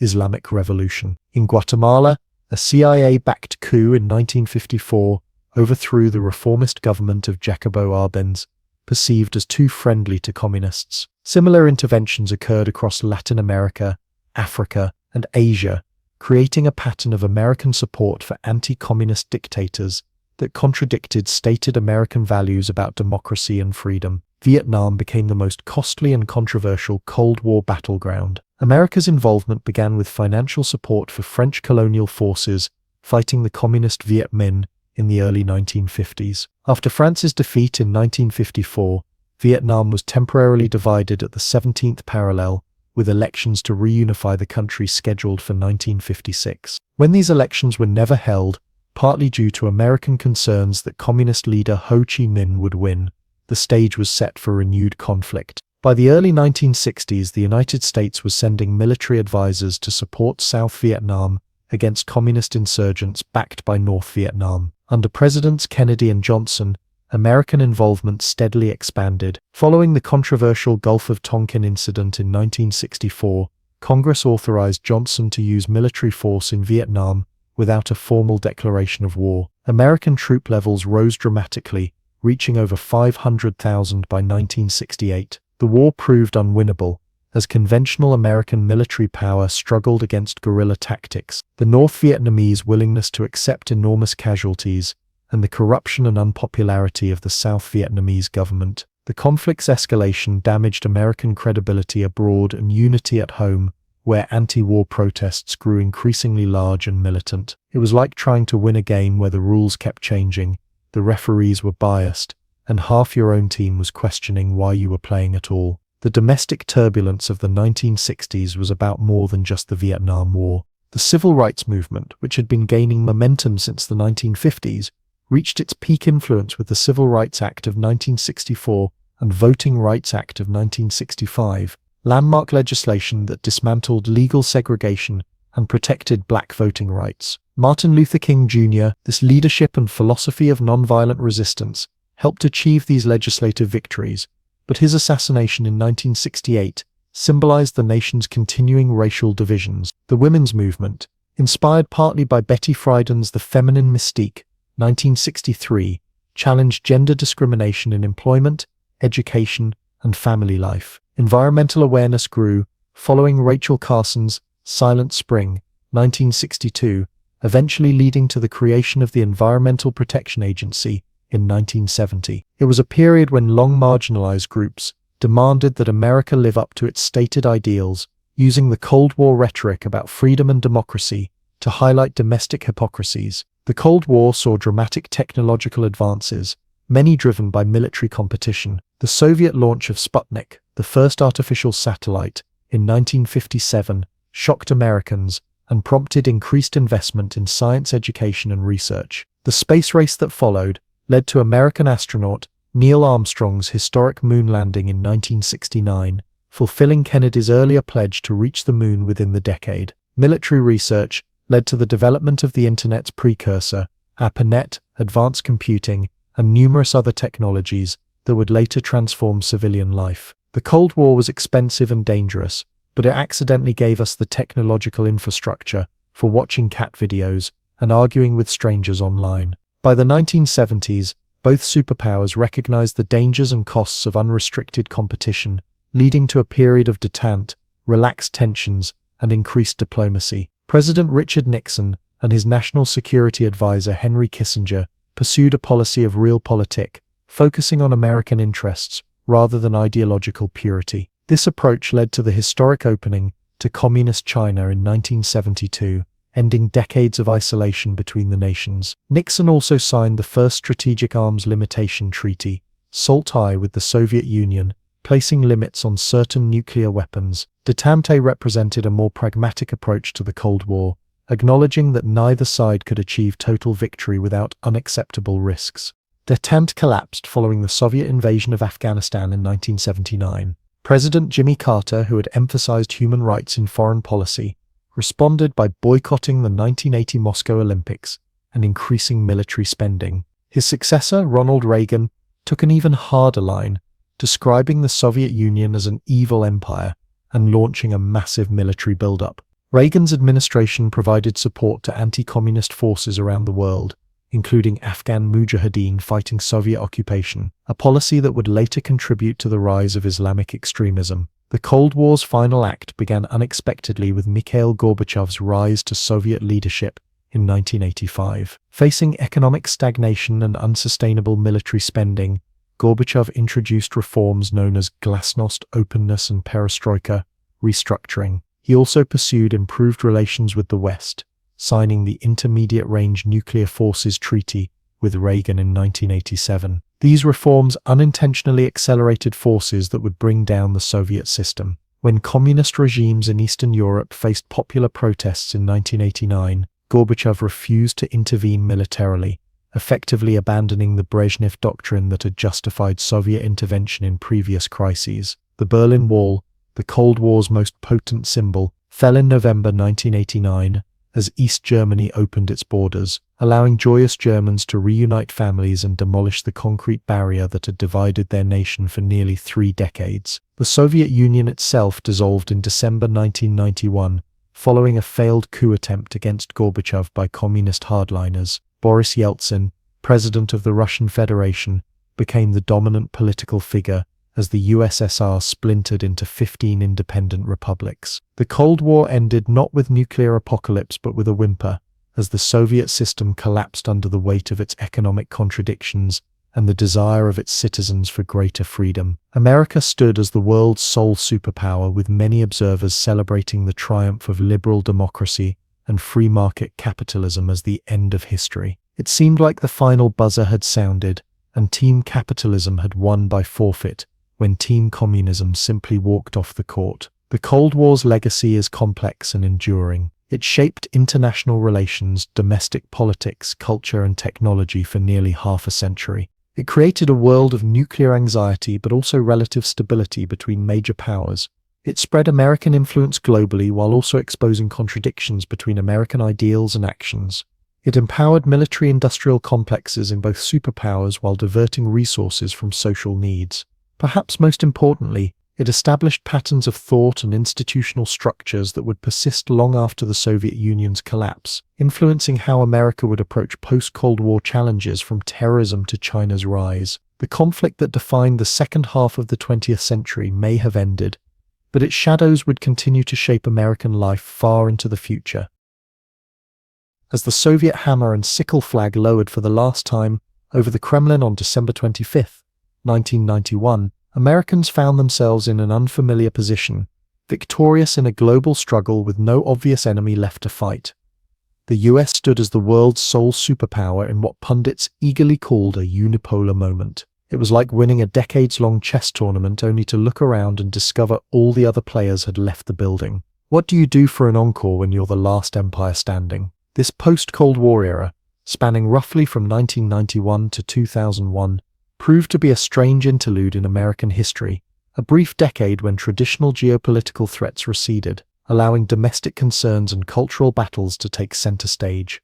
The period opened with President George H. Bush declaring a new world order of international cooperation and closed with his son facing an entirely different kind of global threat after the September 11th attacks. It was a historical comma rather than a full stop, a transitional period when America tried to figure out what to do with its unchallenged global dominance. Bush Sr.'s presidency embodied this transitional nature. A World War II veteran and Cold War diplomat, Bush managed the Soviet Union's collapse with remarkable restraint, avoiding triumphalism that might have humiliated Russian leaders and destabilized the nuclear-armed former superpower. His administration successfully navigated German reunification within NATO, despite Soviet objections, a diplomatic achievement whose difficulty is often underappreciated. When Iraq invaded Kuwait in August 1990, Bush assembled a broad international coalition, including Arab states, to push Iraqi forces out, demonstrating how American power could work through multilateral institutions in the post-Cold War environment. Operation Desert Storm in early 1991 showcased America's overwhelming military superiority with a lightning 100-hour ground campaign that seemed to erase the painful memories of Vietnam. It was like watching a heavyweight champion fight a middle schooler. Despite these foreign policy successes, Bush lost his 1992 re-election bid to Bill Clinton, whose campaign famously focused on the economy stupid. A recession in 1990 to 91 had hurt Bush politically, as had his broken promise not to raise taxes. More fundamentally, with the Soviet threat gone, many Americans were ready to focus on domestic issues rather than foreign policy expertise. Clinton, a young governor from Arkansas with a policy wonk's appetite for domestic initiatives, represented this inward turn. He promised to focus on the economy like a laser beam, and to reform healthcare, a middle-class priority that had been overshadowed by Cold War concerns. The Clinton years saw remarkable economic prosperity, with nearly 23 million jobs created, and the first federal budget surpluses since the 1960s. The technology sector boomed as personal computers, the internet, and cell phones transformed daily life. The Dow Jones Industrial Average quadrupled between 1992 and 2000, creating unprecedented paper wealth for many middle-class Americans through their 401k retirement accounts. Economic globalization accelerated, with the North American Free Trade Agreement, after eliminating trade barriers between the US, Canada, and Mexico, and the World Trade Organization, WTO, established to govern international commerce. For many Americans, especially those with education and skills valued in the information economy, the 1990s represented a golden age of prosperity and optimism, like the Roaring '20s but with better computers and fewer prohibition raids. Yet this prosperity was unevenly distributed. Manufacturing jobs continued their decades-long decline as production moved overseas to countries with lower labor costs. Inequality grew, with the top 1% capturing a disproportionate share of economic gains. Regions and workers dependent on traditional industries struggled while coastal metropolitan areas boomed. The same globalization that lowered consumer prices and created new markets for American products also exposed workers to international competition and reduced their bargaining power. The decade's prosperity masked deeper structural changes in the economy that would fuel political discontent in later years. It was economic champagne that tasted sweet going down, but left some communities with a lingering hangover. Foreign policy during this period struggled to find coherence without the organizing principle of anti-communism. Clinton initially focused on expanding trade relationships and promoting democracy, exemplified by his engagement with China despite its human rights abuses. Humanitarian crises in Somalia, Haiti, and the Balkans tested America's willingness to intervene militarily for moral rather than strategic reasons, with mixed results. The Somalia intervention ended in withdrawal after the Black Hawk Down incident in 1993, when 18 American soldiers were killed. The administration delayed intervention in Rwanda's genocide in 1994, later acknowledged as a tragic failure. In Bosnia and Kosovo, by contrast, American-led NATO operations eventually halted ethnic cleansing, demonstrating that US power could effectively address humanitarian crises under certain conditions. Terrorism emerged as a growing threat during this period, though few recognized its full potential. The 1993 World Trade Center bombing, the 1995 Oklahoma City bombing by domestic terrorist Timothy McVeigh, and attacks on US embassies in Kenya and Tanzania in 1998, and the USS Cole in 2000 demonstrated America's vulnerability. The Clinton administration conducted limited strikes against terrorist targets, but struggled to develop a comprehensive strategy against this asymmetric threat.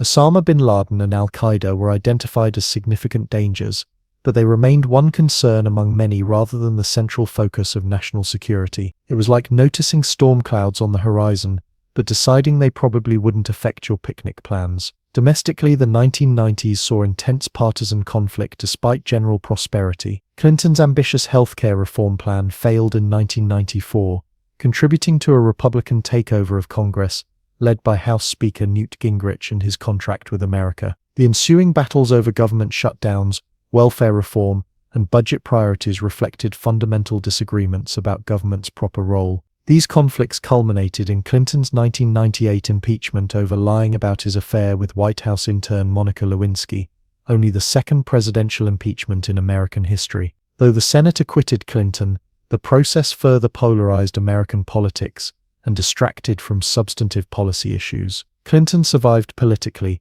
but the episode revealed the increasing willingness of both parties to use all available tools against their opponents, a harbinger of the hyperpartisanship that would characterize later decades. The decade also featured significant cultural conflicts that foreshadowed today's culture wars.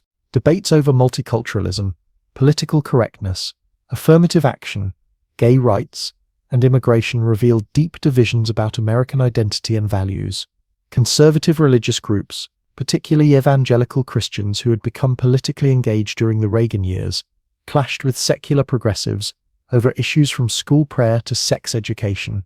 These conflicts often played out in the emerging 24-hour cable news environment and talk radio, where figures like Rush Limbaugh built audiences by articulating conservative grievances against perceived liberal dominance of cultural institutions. The expansion of internet access created new forums for both connection and division, as Americans increasingly could choose news sources that confirmed their existing beliefs rather than challenging them. Technology transformed American life during this period in ways both obvious and subtle. The internet evolved from an academic and government network to a commercial space, and eventually a mass medium. Email became a standard communication tool. Companies like Amazon, eBay, and Google were founded, beginning the reshaping of retail, commerce, and information access. Cell phones became smaller, cheaper, and more common, though they remained primarily communication devices rather than the multifunctional smartphones that would emerge in the next decade. These technological changes happened gradually enough that they seemed like natural evolution rather than revolution, but collectively they were laying the groundwork for far more dramatic social and economic transformations to come. As the millennium approached, Americans experienced a curious mixture of optimism and anxiety. The Y2K computer bug, which threatened to disrupt systems when dates rolled over to 2000, prompted both serious preparation and apocalyptic predictions. In reality, the transition occurred with minimal disruption due to extensive advance work by programmers. The dot-com bubble in technology stocks reflected both genuine excitement about the internet's potential and irrational exuberance about unproven business models. When this bubble began to deflate in 2000, it foreshadowed broader economic challenges ahead. The contested presidential election that year between George W. Bush and Al Gore, ultimately decided by the Supreme Court in Bush v. Gore, revealed deep partisan divisions and fragilities in the electoral system. It was as if the universe was sending warning signals about the 21st century's challenges, but Americans were too busy celebrating their Cold War victory and economic prosperity to fully heed them. The post-Cold War decade ended definitively on September 11, 2001, when terrorist attacks in New York and Washington killed nearly 3,000 people and transformed American foreign policy and domestic security. The unipolar moment gave way to a new era defined by the War on Terror, with all its complications and contradictions. The brief historical window when America faced no major external threat had closed, replaced by a different kind of struggle against a decentralized, ideologically motivated enemy without a fixed territory or conventional military forces. The optimism and relative complacency of the 1990s suddenly seemed like artifacts from a more innocent age, as Americans confronted a new century that would prove far more challenging than many had anticipated during the heady days following the Cold War's end. Looking back, the 1991 to 2001 period represents a unique moment in American history, a time when unprecedented global power and domestic prosperity created opportunities that were only partially realized. The failure to address deeper economic inequalities, strengthen international institutions, develop effective responses to emerging threats like terrorism and climate change, and heal partisan divisions would make subsequent challenges more difficult to address. The post-Cold War decade wasn't just a historical comma between the Cold War and War on Terror eras, it was a missed opportunity to build more resilient political, economic, and social systems before the next major crisis arrived. When that crisis came on a clear September morning, it found an America that was simultaneously at the peak of its power and increasingly vulnerable to forces that its Cold War triumph had done little to prepare it to face.